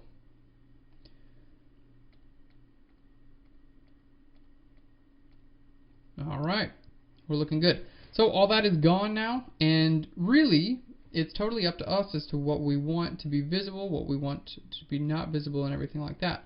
See, that looks good there, but it's a little bit too light. So if you want to use the clipping masks and put them on these layers, you can, or if you can just want to use your levels on the actual layer itself, if you're just doing a really slight adjustment like I'm doing here, and you're just, you know, you think you can make it look good and not have to like go back and change a bunch of options, you can just do it like that too. So I clone stamp from higher up and then just use my levels to make that a little bit brighter. So again here, maybe I'll just grab a adjustment layer, levels, clip that to this, okay, and then we'll just make this brighter. So that'll be for like the left side of that layer, right? Command I on that layer mask, and then, you know, paint it about 40%. So on the left side of this layer, see that? It gets brighter, but on the right side it doesn't. Very cool. And that's just allowing me to blend that in a little bit better. And I'll probably make that a bit darker as it goes down anyway. Okay, so that's looking great. Now we've got a couple of these detail areas that we need to take care of. So let's go ahead and group all those. Areas like, you know, what happened to that leaf there? Well, there are quite a bit of things that we can do when we want to or have to create another leaf. If you had other photographs that had other leaves intact, you could definitely go in there. You could just decide to cut that whole leaf off if you wanted to do that. You know, I've definitely done that sort of thing. Or you can do what we're going to do, which is just, I'm not saying it's the best option at all, but I want to at least show you guys that it is an option. We're going to grab the pen tool, okay, and I just want to make a decently nice selection out of this leaf here. Okay, we've talked about the pen tool in other Phlearn Pros, guys, so if you guys are, if you've followed those, then perfect. If you have not, a couple of good episodes that talk about the pen tool are the light episode with the couch. That's a pretty good one. We use the pen tool there, and yeah, basically with the pen tool, I wish I had time to go through and, you know, discuss everything, but the pen tool is just a really great tool for making selections, and you can click and drag to make your selections as you need. So like this area, what I'm going to do is just click here and then drag, okay, and you can see I'm trying to like match up that to that line right there, okay. There we go, and I've got that matched up. Now it's coming down this way, so I can kind of just click there and drag it up there. It's going to match that area up, and then click there. It's going to match that all the way back down there too. Okay, now the pen tool, I just use this to make selections, guys. Nothing super duper fancy here, but it's a great tool to make selections. So we've got that pen selection out now. We're going to go over here to paths, and this is our work path, okay? Paths, anytime you make a new path, it's going to save it as a work path. We're going to double click on this, and we'll just call this leaf. Great. Now we've got our leaf. I'm going to just right click on here and say make selection, and we'll feather that by 0.3, so 0.3 pixels. Giving a little feathering just kind of helps it make it look a little bit more realistic. All right. Now we don't have anything on that layer, guys, because this is a blank, right? There's nothing really on that layer. So if I want to duplicate that that leaf exactly how it is, there's not really a great way to do it. Well, there is a great way to do it, but it seems like it's a little bit weird because we can't just hit duplicate because there's nothing really on this layer. So what we're going to do is we're going to hold the Shift Option Command E, and that's going to make a stamp visible layer. So a stamp visible layer just it creates like a copy of everything you see and put that on its own layer. So Shift Option Command E, now that's everything. You can see the entire layer is filled up. Then we hit Command J.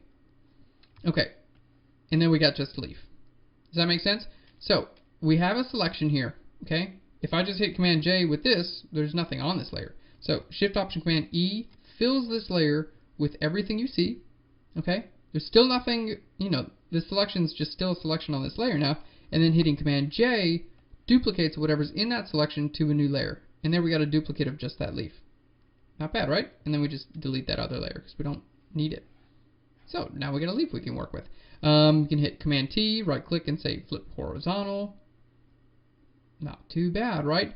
And you know, you don't want it to necessarily look the same. So I'm going to hit Alt or Option here, and we can kind of just, you know, play around with this. It's a leaf, so it's not, you know, it doesn't have to be perfect. There we go. Let's get it about the place we want because it's going to take the other place of that one. Maybe we could just kind of squish it up there and squish it in. There we go. And we'll rotate it around. So the idea here is that if you do make it at least decently different from this other guy, unless, you know, someone's sitting in here and kind of analyzing your image and being like, oh, I found a flaw. He duplicated a leaf. And if that person's not impressed by your awesome leaf duplicatability, if he's going to scrutinize you, then be like, yeah, I did duplicate a leaf. Do you know how to do that? And he'd be like, oh, no, but you photoshopped this. And you'd be like, of course I photoshopped this. It's a girl trying to make a plant glow. Like, duh. That's usually my response to if people ask me like, oh, he photoshopped that, he cheated. And then my response is, well, the whole idea had to be photoshopped anyway, so yeah, you're totally right, I photoshopped this, and you know, that was part of this image creation, so yes. I don't know. I guess I'm only saying that because someone sent me an email yesterday, or it was on Facebook, yeah. And someone was like, you know, what do you say, or do you think Photoshop is cheating? And I was like, well, you know, cheating for what? Like, how, I mean, what do you mean, is it cheating?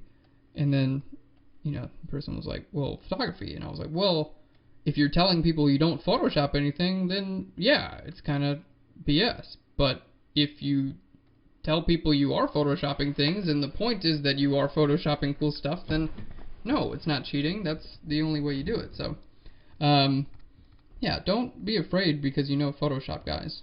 There are going to be people out there who have never used Photoshop, and they might be the kind of people who just think that, you know, you just hit a button and it just does everything for you. But anyone who's used Photoshop should probably not say, oh, he's cheating. So Anyway, that's my view on that. Sorry for that rant there. Yeah, so look at that. We just created a couple more leaves. Not bad, right?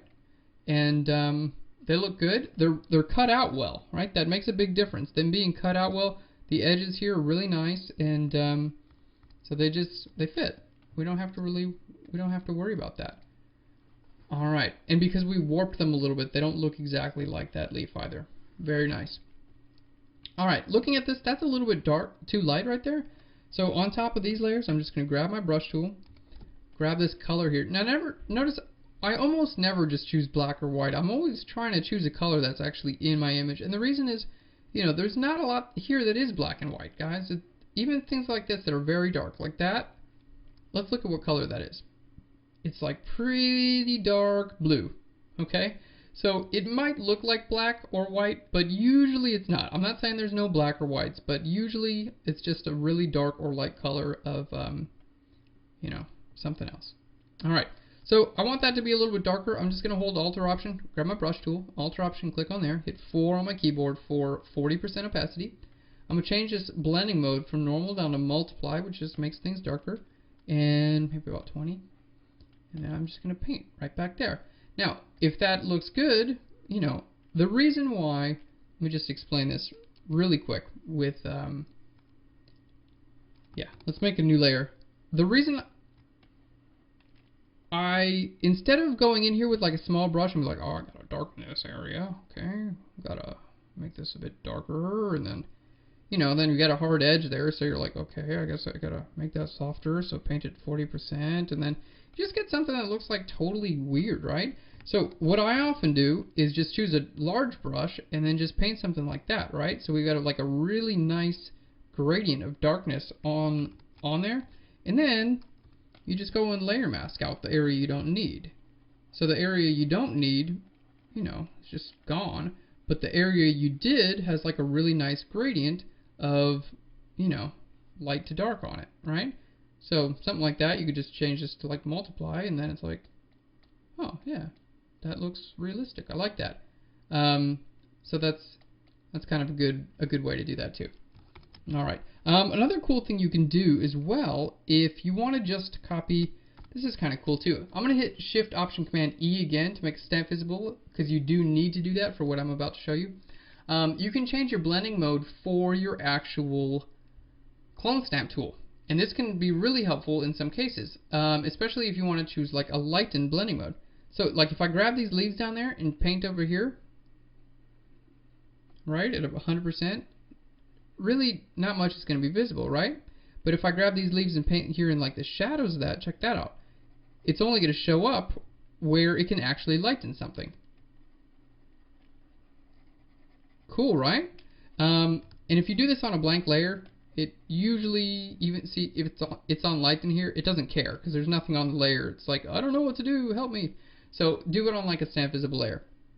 But so that's really cool. Now you can also change this to something like darken, right? And if you wanted to get rid of some sky here, you just do this and see how great this is, guys, because this tree, that tree, that tree, it's not going to try to darken any of that stuff, right? See, look, it's just letting them be how they wanted to be anyway. It's just allowing you to darken what's ever behind it, right? Totally cool. So you can use these blending modes to your advantage, especially with this clone stamp technique. Very, very nice. So you can just kind of like, if you wanted to, you know, just darken that up. But anywhere it hits something a little bit darker, or, you know, if you're using lighten mode, anytime it's hitting something a little bit lighter, it's not going to do it. Like here, it's not going to paint over that tree there, because it's like, okay, he doesn't want me to paint there, I will not paint there. Isn't that great? I think it's awesome. We might even do that a little bit later. I just wanted to show you guys that. But you can do that with darken or lighten. And the reason I want to use this is just to get this tree to blend in a little bit better. So we're going to make a clone stamp or stamp visible layer. Okay, we're going to use our lighten blending mode with our clone stamp tool, and there we go. I'm going to just paint in lighten a little bit just to get this tree to blend in there. So it's going to like put some of the forest highlights like right over the tree trunks, right? And it's just going to make it look like, oh, you know, maybe there is some stuff there. I don't know what that stuff is supposed to be, but it's not gonna like put shadows over top of that. It's just gonna put some light there. So you can see how that kind of just like helps it look as though it's growing out of there. Now, that is a stamp visible layer, which means that it is visible everywhere, guys. This is full on opaque here. If you only need this stamp visible layer to be visible, like right there, sometimes what I'll do is put like a black layer mask on it, Alt or Option click on the layer mask, paint with my white paintbrush, like just where it is, okay? So it's like, okay, only visible right there. Then you can just right click and say apply layer mask. So you've got just this tiny little layer of, you know, of things that get affected instead of the entire group. That's going to keep your file size smaller, and if you need to go back here in another layer and affect something over here beneath it, it's not going to have things that cover it up.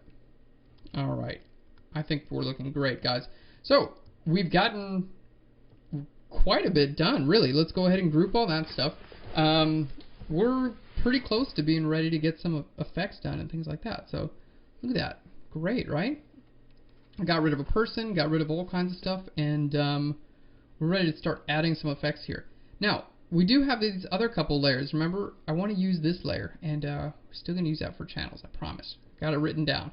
So, what I do want to do is just kind of figure out the general look and feel of this image. I want that, you know, I know that I want that kind of green glow to be going on there, and everything else I want to be pretty like light blue or something like that. So, all this, I want to kind of look around, and before I do that, I'm just going to look at anything that's a little bit distracting. So my technique for this, guys, is just blur your eyes. I use the blur your eyes technique, and anything that's distracting goes. So in blurring my eyes, I want you guys to do this too. Just blur them. I see something like that, that, you know, that's a little bit too light, that's a little bit too light, that's getting on the border. That little stick there, that little stick there, that little dot there, that thing there, and that one there. So something right there, a little light spot right there, and something right there. There's probably a couple other things, but I'm just trying to take away all these little things that distract me. So those things all distract my eye. And what I mean by that is when I blur my eye goes to these things. It's like, what's that, what's that, what's that, what's that? Instead of looking directly at my subject, which is what we want. So let's take care of those little things too. Okay, and we can do that using a clone stamp tool or whatever. See, there's one. I might not have seen that otherwise. Right? So we'll use current and below. Just sample that, paint it 100%. Alright, so that's gone there, right? There's another thing, that little thing right there. For some reason, that little bit of light there distracted me. Same here. That little bit of light there distracted my eye. Okay? Those are some bigger ones there. What's that? Just a little bit of... Yeah. You never know why some things kind of draw your eye. Why do some things, you know, like this stick here, right? I'm just gonna clone stamp this stick away. There we go. Alright. Change this back to normal here. Just trying to clone stamp with a light and blending mode. It wasn't doing anything too weird because I was on a blank layer, and remember, for the most part, you have to be on a layer that actually has stuff on there for this to do anything, but sometimes you'll change a layer or a blending mode of like a brush or a tool or something like that, and then you won't really remember, like, you know, it'll be acting up on you and be like, why is this tool not doing anything? And you realize you forgot to change the blending mode back to something usable. So I just kind of highlighted these things and, you know, pretty quick about it. And I'm just going in here and getting rid of them now.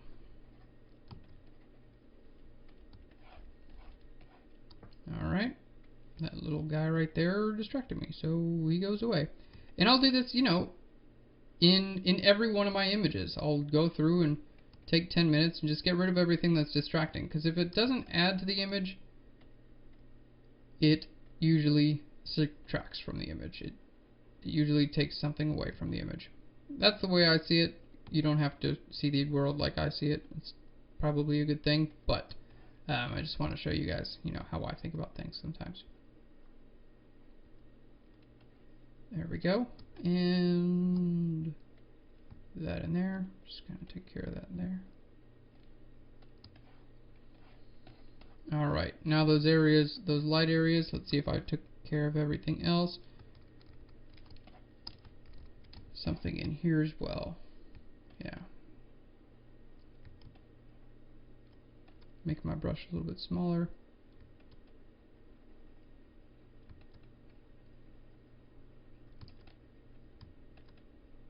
So if you want to take care of, you know, like if only one part of the stick bothers you, take care of that. But if it like starts, you know, I was gonna say sticking out, but of course, right, because it's a stick. But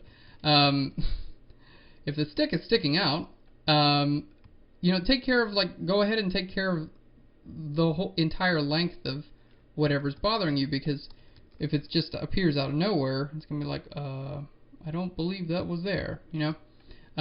So we can see, just turning that off and on, it's like, yeah, those little things kind of were distracting. Like, there's it on and off. It's like, oh yeah, I do look at my model more. So those sort of things are just, you know, they can be pretty important. And then here again, what we want to do, you can use your clone stamp tool if you want to do that. If you want to just grab your brush tool and grab like a dark color, paint that in. I'm on a new layer here. Double click on this, tell it not to be visible where the underlying layer is darker. Okay, so it's only showing up where it's lighter. There we go. And then we just change it to something like darken or multiply. You could do that and then hit, you know, Command J a couple times. Or that technique we used earlier, I think it worked a little bit better, where I'm going to make a stamp visible layer, okay, and then S for clone stamp. We're going to go down here to darken, and just going to grab right over there and paint that on in there. Very nice. And this doesn't have to be visible at 100%, guys. You make this 40% or so.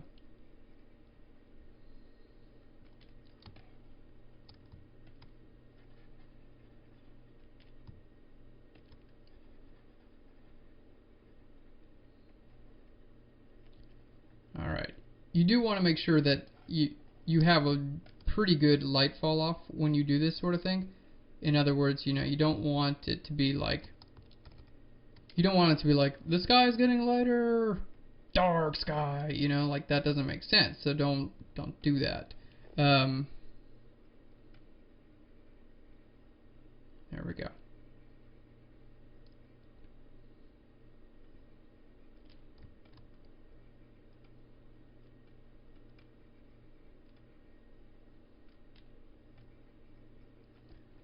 Alright, looking a little bit better, and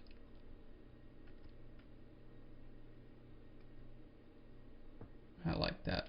I don't know, too visible still. Alright, paint about 20%. There we go. So we're looking better. Just kind of like darkening those things out. They help my viewer focus on right on our subject. Alright. So we've successfully taken care of all those areas. Let's see, there's a before, a lot of distracting, and now we're free to look at our subject. Isn't that amazing what a difference that stuff makes? Free to look at our subject. A few little light areas that are distracting to me are, you know, so today we're doing quite a bit just talking about like generally making images better and stuff like that. So I think this is going to really help you guys out. Some of the light, you know, like this here is,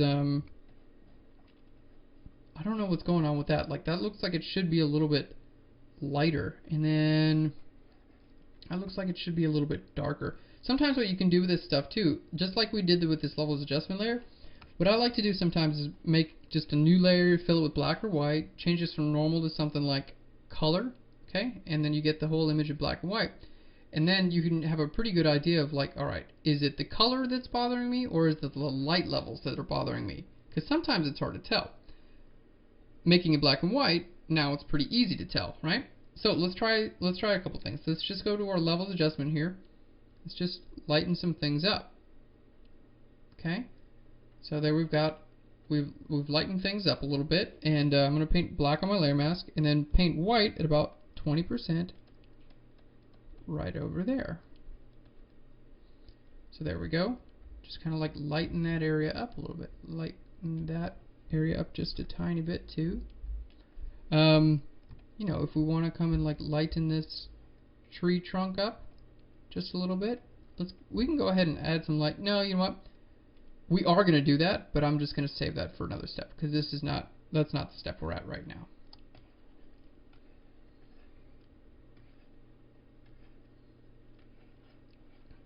Alright, just so I can see a little bit more detail back in there. You know, nothing, we're not going crazy here, just so I can see a little bit of detail in some of these areas that are pretty dark. So it's not, you know, I really don't like things that just go all the way to black because then it kind of looks like you're, you know, not really, it looks kind of like you didn't expose correctly, or you're trying to cheat by like saying, oh, it's just black there, you know, when it's like there's detail that should have been there. So just kind of evening that out a little bit better, right? And alter option, that's what their layer mask looks like. Now, sometimes on these layer masks, you can actually see the outlines of your brush strokes. A lot of the time, not so big deal. But if you do want to just give that a blur, go to Filter, Blur, and then Gaussian Blur, and then you can actually just blur your layer mask a little bit. There we go. Nothing too crazy there, but something that's just going to make it look less obvious that that you have that kind of going on there. Alright, so that's just kind of lightening things up, kind of getting everything back in the same, you know, the same dynamic range that we like. And then we're going to do the same thing. Let's just grab another level adjustment layer and let's just darken some things up a little bit. Okay, so then we're going to make that a black layer mask on there. And then we're going to paint, you know, with about 10% opacity. We're just going to paint that white there and, you know, darken, and like this back there, it's got to get darker, right? Because it's far away. Why would that be lit? Alright. That's got to get a little bit darker too, and this, I want to get that a little bit darker. There's a stick here. I didn't clone stamp out, but I can just make this stick a little darker if I want to do that too. Some of these little details, and you know, here towards the edges, we're just gonna paint that about 40% to make this just a bit darker as it kind of gets out there. Alright. And that tree a little bit there too. Very nice. So we can see, I don't know, you know, how obvious it is to you guys because you know, I'm sitting here toying with it, but very, very helpful. Not only doing this, guys, but let's just apply that same Gaussian blur that was on the other one. Not only doing this, but doing it in black and white. So earlier, remember, we blurred our eyes, we took care of the little details and stuff like that. Now with putting it in black and white, I can just kind of see, you know, where bothers me and where it doesn't, and I can just make everything correct in black and white. So that's just, you know, without the black, those two level adjustment layers, and then with them, doesn't everything just kind of look like it makes sense a little bit more? Alright, now let's try all those layers there, okay? And all the way down to here. I'm going to group those, and look at that. Look at the difference that makes. What is this? All those layers are, it's huge, guys. All these layers are is taking care of some little details, taking care of the sky, okay? It's me pointing some stuff out. Things that I think are too light or too dark. And this is all working towards getting a really nice focal point here on our subject. So there's the before. Just kind of a random scattering. I mean, we know what our subject is, but it's like, why is that dark? Why is that light? What's going on? What's that going on there? You turn that visible, it's like, oh, look at your subject. Nice, right? And we did that with our black and white layers on. So even with that off, we can see the difference that makes. Profound, right? I really, really like that. So this sort of thing, guys, very important. Make sure you're doing this sort of thing. I do it with a black and white layer on, just so I can kind of see what I'm doing here. Now, if something looks perfect in black and white, awesome. You know you've got your light levels. Great. If it's not as good when you put it in color, you know you got some color work you need to do. So, I would say, in this case, that's true. We've got some color work we need to do. What we've got here, that's so awesome. I'm so glad we did that, guys. I hope you are too, because it's a really big help. What we've got here is it does look great in black and white. However, I want to kind of go in and just add some stuff. So we're going to make an adjustment layer. We're going to go up to curves, okay? And I'm just going to lighten things up a little bit. There we go. Just like that. Now, we're going to use this thing called Apply Image. And what that's going to do is it's basically going to take a snapshot of what your image looks like and put it on your layer mask. So on our curves, we're going to go to image and then down to apply image. Okay, you can have the option for inverting. You can do whichever one you want, but we're not going to choose the invert. We're going to choose this guy here. Okay, and we're going to hit OK. And let's just make that invisible. Let's look at what our layer mask looks like. This is actually what our physical layer mask looks like. Okay, this making this before and the after. Visible, not visible.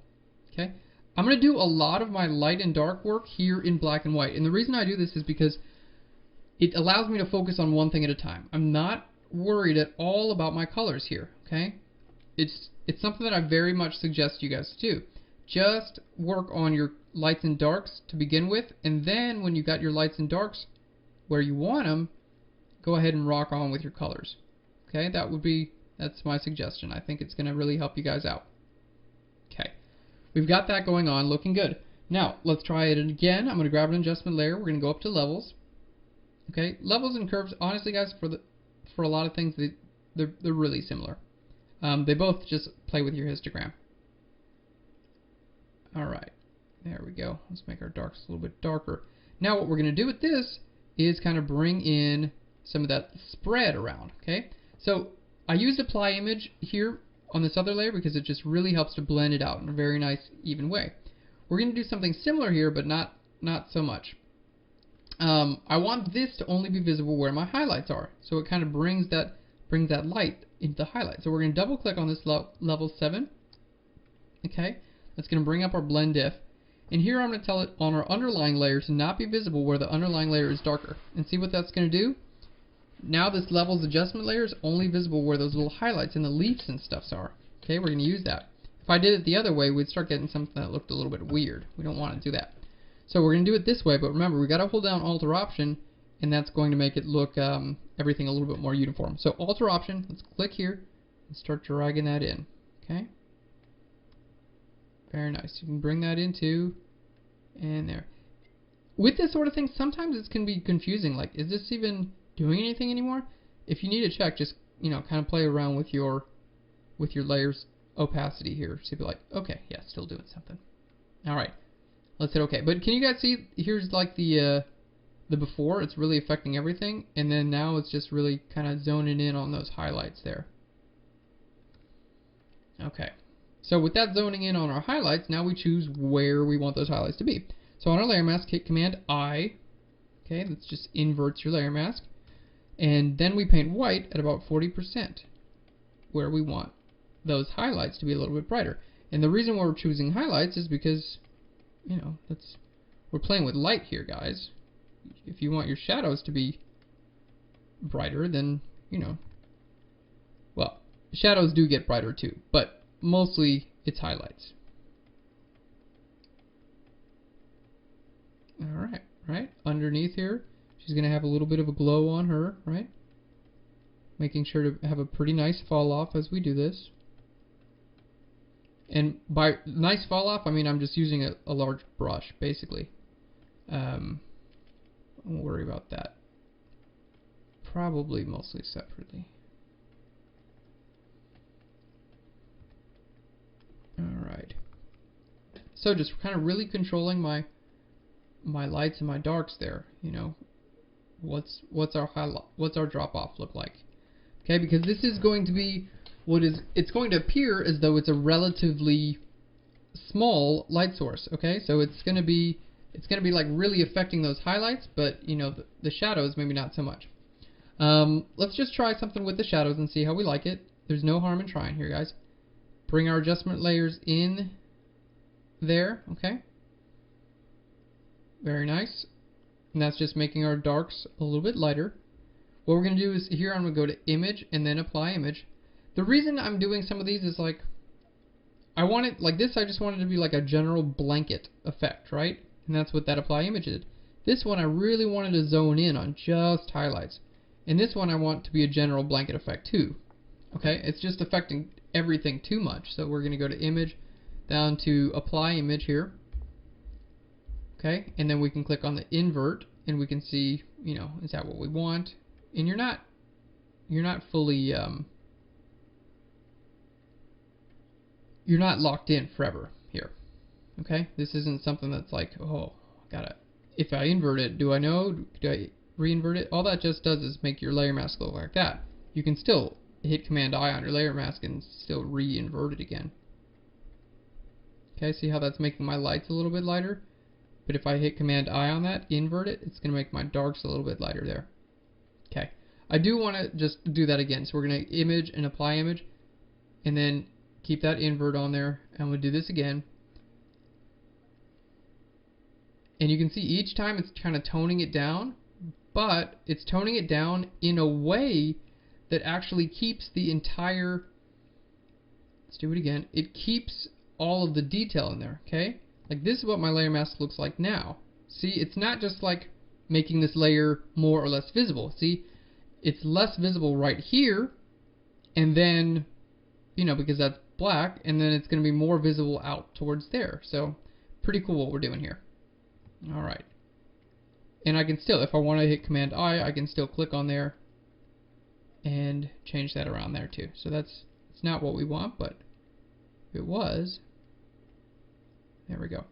I'm just going to put this on the floor. Now, I did all that work to make my really nice layer mask here. I'm not going to destroy it, so we're going to group it with itself, make a group it with itself, put a layer mask on that group, and then, you know, paint black at 100% or hit Command I right in that group there. And then that's going to just kind of allow us to decide, you know, like do we want it to be visible in some places or not. So using this is kind of like, see, it's kind of creating that like glow that we like. Just basically making our shadows just a little bit brighter. So here's what that layer mask looks like. Okay, let's just lower the opacity of that entire group. Alright, I dig that. And all this we're doing in black and white, guys. We can see, like, that's, you know, we're already making some pretty great progress here just in black and white. Again, what I'm going to try to do is just grab our gradient tool, G for the gradient tool. We're going to choose a radial gradient. I'm just going to choose a color here, and it really doesn't matter at all because I can't even see what color it is, but this is going to be about what the outline, the glow radius is going to be. Okay, and that's a pretty good glow radius. So, I mean, this is totally 150% up to you guys. There is no rule with your glow radius here. I mean, really, like, you're just creating a glow on a plant. But, you know, sometimes you can kind of zoom out and see, like, oh yeah, that looks pretty good. We're going to put a layer mask on that as well. Let's just lower the opacity a little bit.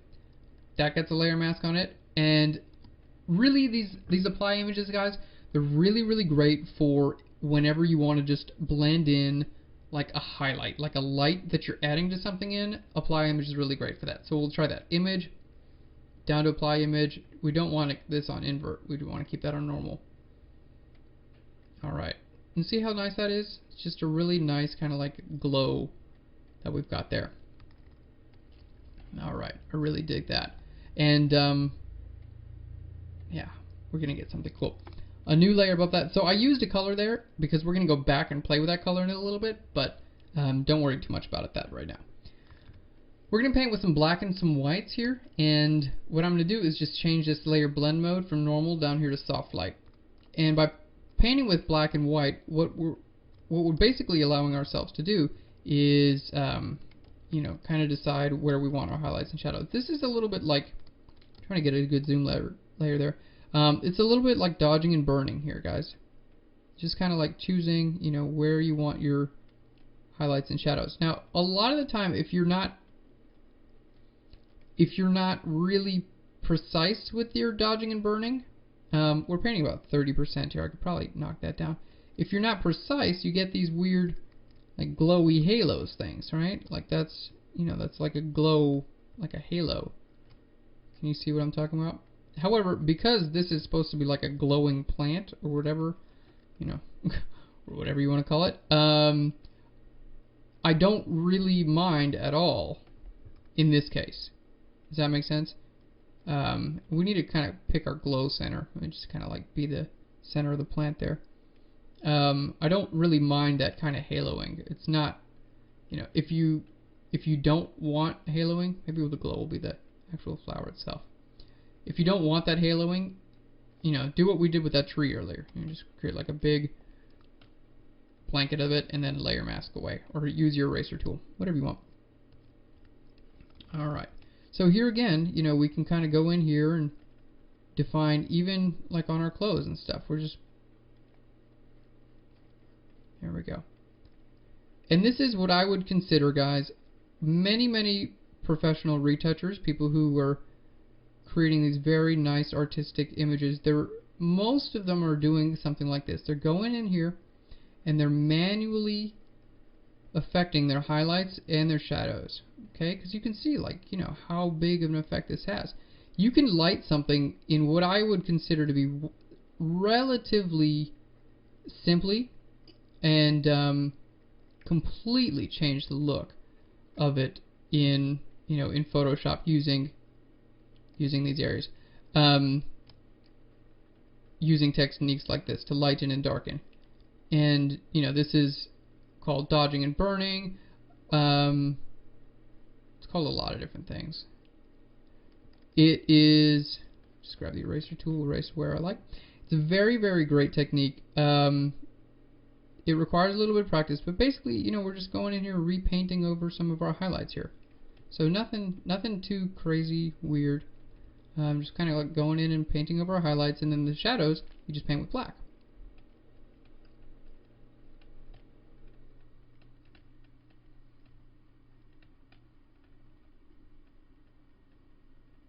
Alright. Now, is there a quicker way to do this? I would say there are some kind of like blanket techniques, and what I mean by a blanket technique is, you know, something that just affects kind of like everything. In general, I would just, my suggestion is to stay away from blanket techniques in general. And the reason being is because if, by blanket techniques I mean like actions, or, you know, something that just affects the entire image kind of at the same time. The reason there is, like, you just kind of take away all the individuality, and yeah, even for things like skin retouching. If you just want something that's like going to be just okay for, like, you know, alright, right now it's okay, I don't need it to be any better, something like that, then blanket techniques are alright, actions and whatnot. However, you know, if you want something that looks defined and you know, professional, I would say take the time to go in here and really really paint around. It's fun. I mean, it doesn't suck. It's fun. Alright, now we're going to do the same thing with our shadows. Kind of just go in here and paint our shadows a bit darker. I'll turn this off and on in just a second so you guys can see the effect that it has. So this is something that's, you know, especially with clothing, man, you can do some killer stuff with clothing.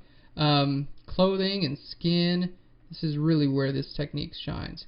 And I'm still, you know, I'm just on one layer here. If you wanted to make 10 layers here, you can do that too. I'm going to put a little bit of blur on this in a little bit, but yeah, there we go. This is not only a, you know, what I feel is a very helpful technique, but I feel that it's fun too. Like, it's something that you'll probably enjoy doing. Alright, there we go. Maybe some darks there, and then, you know, some lights here on there. Whatever these are. So by doing all this in black and white, you know, we're just really not even concerned at all about my colors. And yeah, when I figured out how to edit it in black and white, or not how to, but that it would be a good idea, it really changed a lot for me, because it was like, oh, well, now I can just focus on my lights and darks, and then I can get my colors right afterwards. There we go.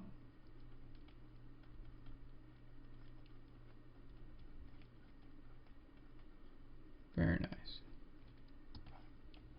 Cool, so let's turn this on and off. We can see the effect that has, right? Like, blah, wow, blah, wow. So, pretty big there, right? This is, if you want to change it back to normal, that's what that looks like. Soft light just kind of makes everything blend in a little bit better.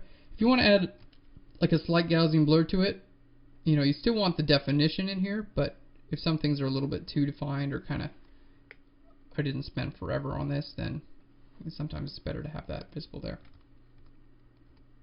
Alright, and even from out here, you know, you can see like, yeah, it's a pretty big effect. If you want this to be less visible, you can do that too. Alright, and we've got that nice general glow on there. On a new layer, I'm just going to grab a, let's see, gradient tool. I don't want this to be like too crazy bright here, really. I really don't want it to be super, super bright. But, let's see. There we go. So I just made something that's like that. Just using my gradient tool. These colors I'm just choosing totally at random, guys. I'm only worried about light and dark here. And we'll hit Command L for our levels. Make it just a little bit brighter. Alright, I'll show you in a little bit that color is really not that important. I mean, it's very important, but it's something that, especially if you're creating color layers, like you can change what they are at any point in time. Sometimes by creating random colors and stuff like that, you can actually get what I would consider to be something, you know, pretty cool. Okay, we're about 2 hours in. I think we're looking great, guys. I hope you learned quite a bit so far. I really had a lot of fun with this, and I think we're looking really great in black and white. We've got a nice light balance, nothing's too dark, nothing's too light, and we're ready to start in with our colors. So having that black and white layer, very, very nice, right? First thing we're going to look at here, let's just make, there we go, let's make that visible. Now these are the only two colors that I really added there, right? So let's look at this before there, and I'm going to go ahead and group those together as well. Oh, Command G, group those together. There we go. So this was getting everything like sorted, and then this is kind of like adding highlights where we wanted to. Alright, and this is adding the right brightness that we want, but we got to work on that color there. So to work on the color, you just hit Command U. Okay, and now we're just going to change our hue to something that works a little bit better for us. We can play around with our saturation and stuff like that too. Don't have to be super saturated there. But we don't want to play with our lightness necessarily that much because it's, there we go. Because we already decided, on how light or how dark we wanted it to be, right? So we don't necessarily want to play with our lightness too much because everything else is pretty much already in place. Alright, I think that looks great. And let's have this be visible too. Put that on there as well. Okay, now that red on there. I just chose red because if you chose gray, then you'd have to go and add color back to it. So choosing a color sometimes can just be a little easier. And then I kind of want to choose something that's close to that bluish green, but maybe like a little bit more in the green spectrum.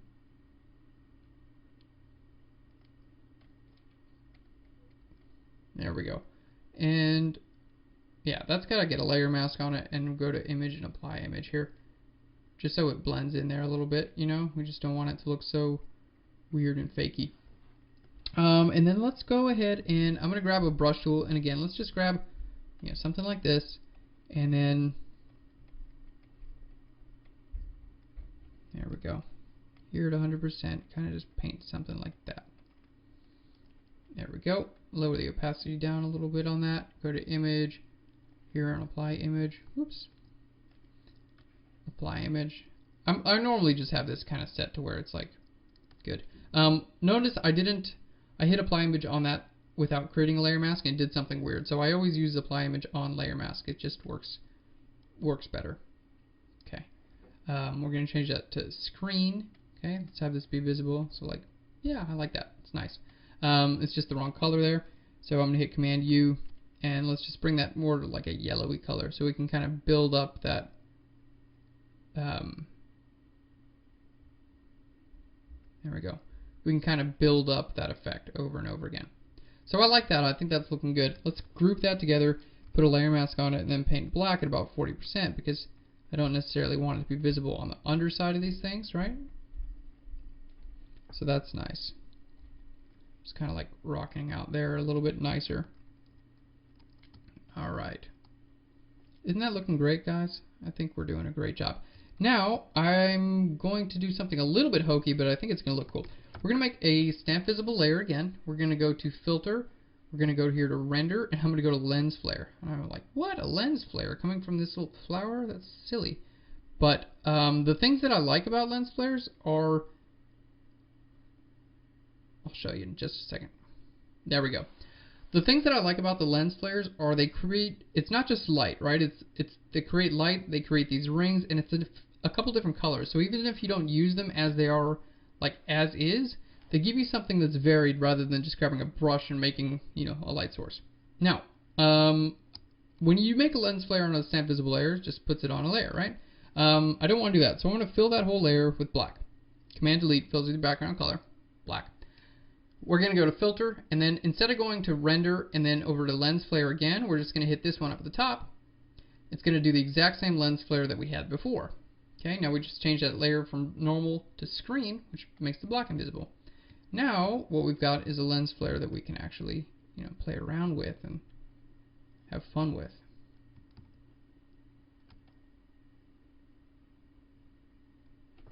There we go, and hit enter there.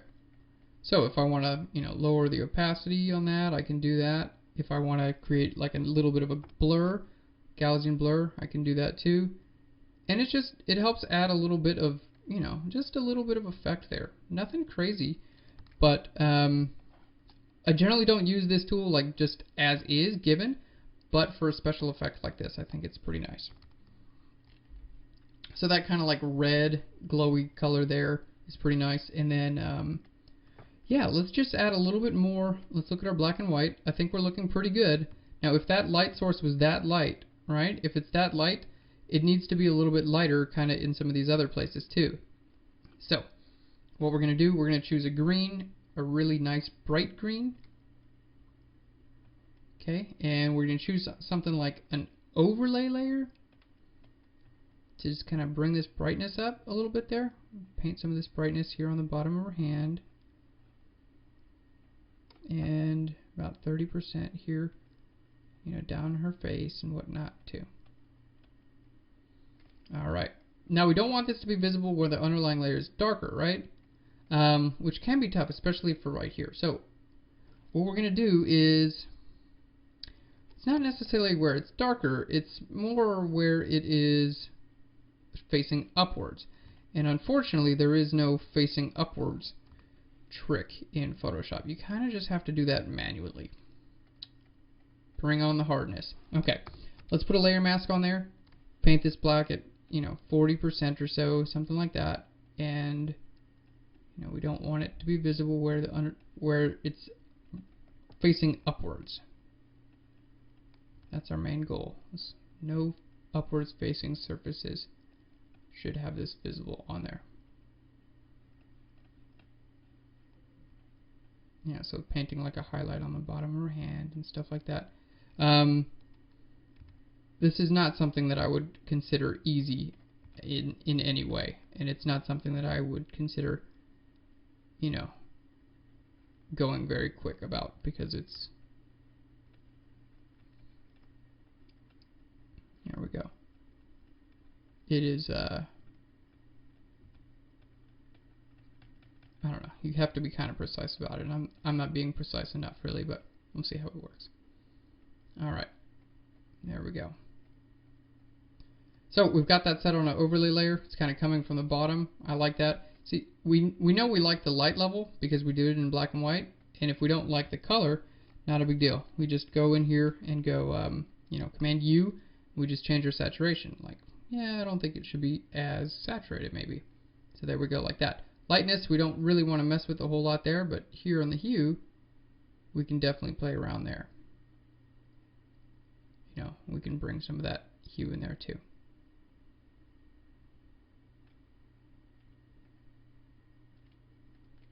Alright. Not too bad, right?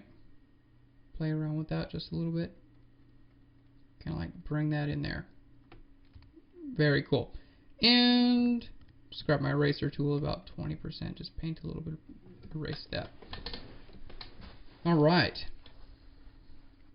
We're looking great. Let's look at this in black and white again. We've got a pretty nice fall off here. Could be a little bit better fall off on her face. Right? Her face is just a little bit too dark, too light. So we'll just paint that black there. Got that light kind of going on there. Again, if I want to just grab a nice bright color here, something like this. Again, I'm not choosing white, and just kind of go in here at 70% and kind of like say, okay, this should kind of fall down there, and maybe hit some of these a little bit more. I'm not being very precise here. Don't really need to be. And then this is just going to be like these local leaf clusters here. Maybe hit more of this stuff. And then it would probably hit this area a little bit, and then kind of like fall off there. Not really much behind her, right? Like maybe a couple spots, maybe just a couple spots on this tree here. Alright, so I'm just hitting my Wacom tablet, just kind of like spasming with my hand here, just to create these like little dots and stuff like that. Okay, now this, we're going to double click on that, hold Alt or Option, tell it not to be visible where the underlying layer is darker.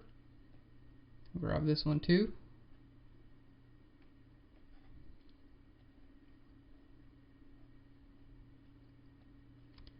There we go. Okay, we'll give that a little bit of a blur.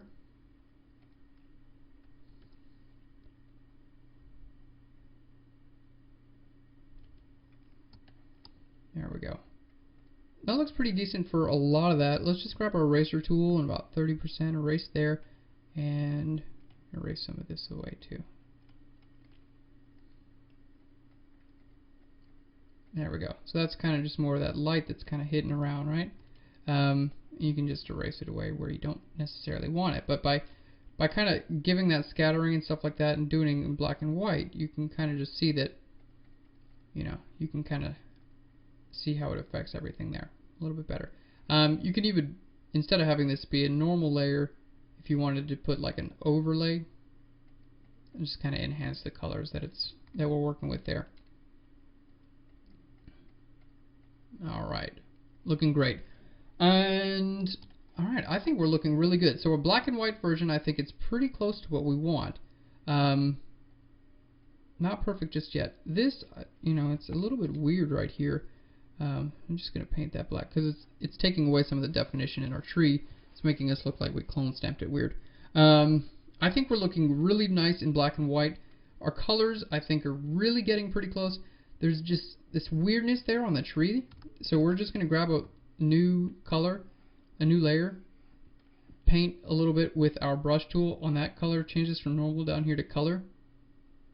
Okay, it's just going to kind of take away that. Take away a little bit of that green.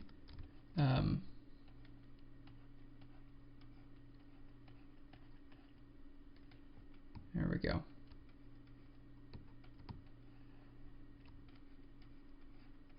Just kind of painting around a couple colors, just grabbing them around and seeing what I can do there. See how that's kind of like, I don't know, it just makes it blend in a little bit better.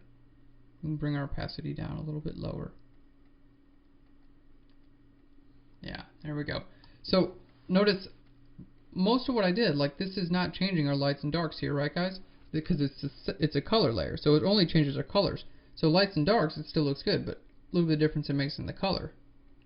Big difference. So I always work in black and white to start off with, and then once I got that how I want it, then we work on our colors. Looking great, huh? We've got a couple more things that I want to do. Let's just shift click and group all those layers together. Okay, and we're gonna couple more things. I'm just gonna go up here to curves. We're gonna play a little bit with our like blue curve. Grab this and kind of bring some more blues there in our shadows. Okay, bring this down. It's gonna put some more yellows in our highlights. Okay, you can do it like that, or let's just reset. Let's go to blue. You can do it like this too, like more blues in your shadows, more yellows in your highlights. You can do it this either way. There we go. Blues in your shadows, yellows in your highlights. It sounds like a rap song. I would know because I am a rapper. No, I'm not. Alright, put some more reds in your highlights and then, yeah.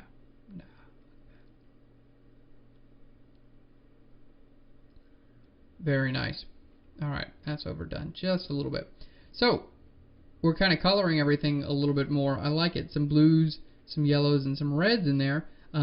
Just a little bit too much, right? So you can change it to these things. If you want to change it to like a color, okay, that's just colors everything. If you want to change it to luminosity, it keeps the original colors, but just changes your general lights and darks.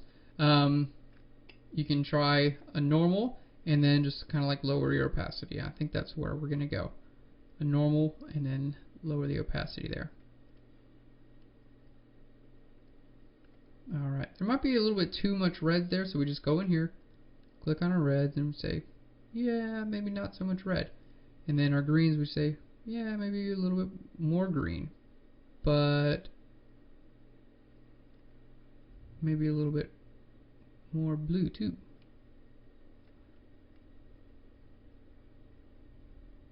So, pretty fun. Alright. And just kind of like making that on and off. And then we can go in here and decide if any of these is too much. Like this, I think I like it, but it's just a little bit too much, right? So we're just going to kind of lower that opacity there just a bit. And turn any of these off and on that we want. And then it's like, okay, well, cool. I dig it. I like what we got going on. Alright. We're almost done here, guys. The last thing I want to do really quickly, we really are almost done. I'm so proud of you guys. You're doing awesome. We're going to add in some little like dust fairies and things like that. Oh, we got to use our channels. Alright, 2 things left. 2 things. First is our dust fairies. We're going to create a new brush, okay? So I want everyone to hit Command N. Our width, we're going to make 500 pixels. Our height is going to be 500 pixels. Okay, and here on our brush, we're going to use our brush tool and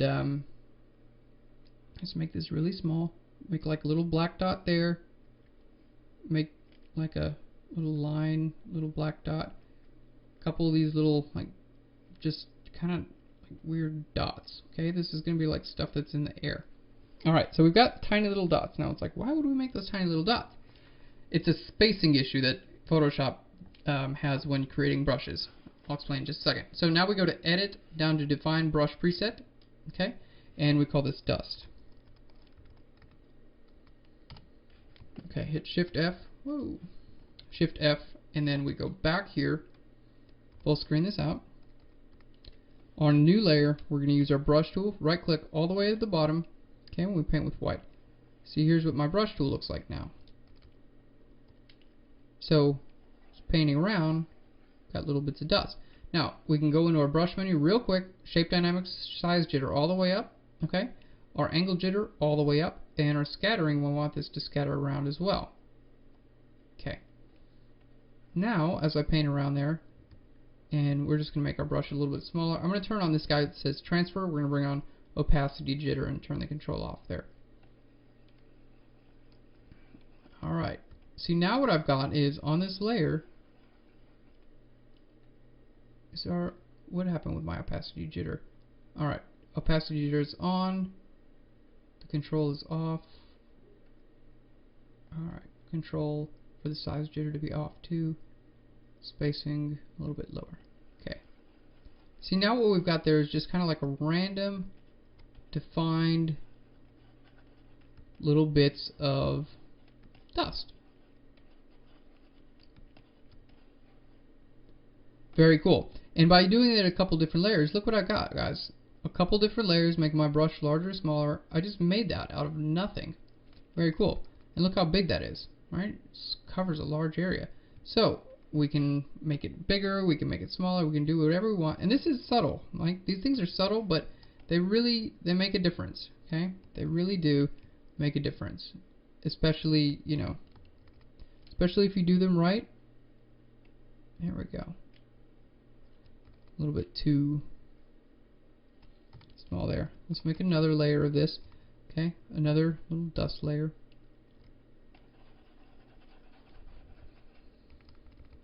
Maybe a little bit smaller there. You can probably hear my pen. We're just kind of going crazy over here. Okay. So these little guys, and you can even put them to like soft light, stuff like that. Just little bits of stuff that's in the air that's being lit up by by the fact that there's a light source right here.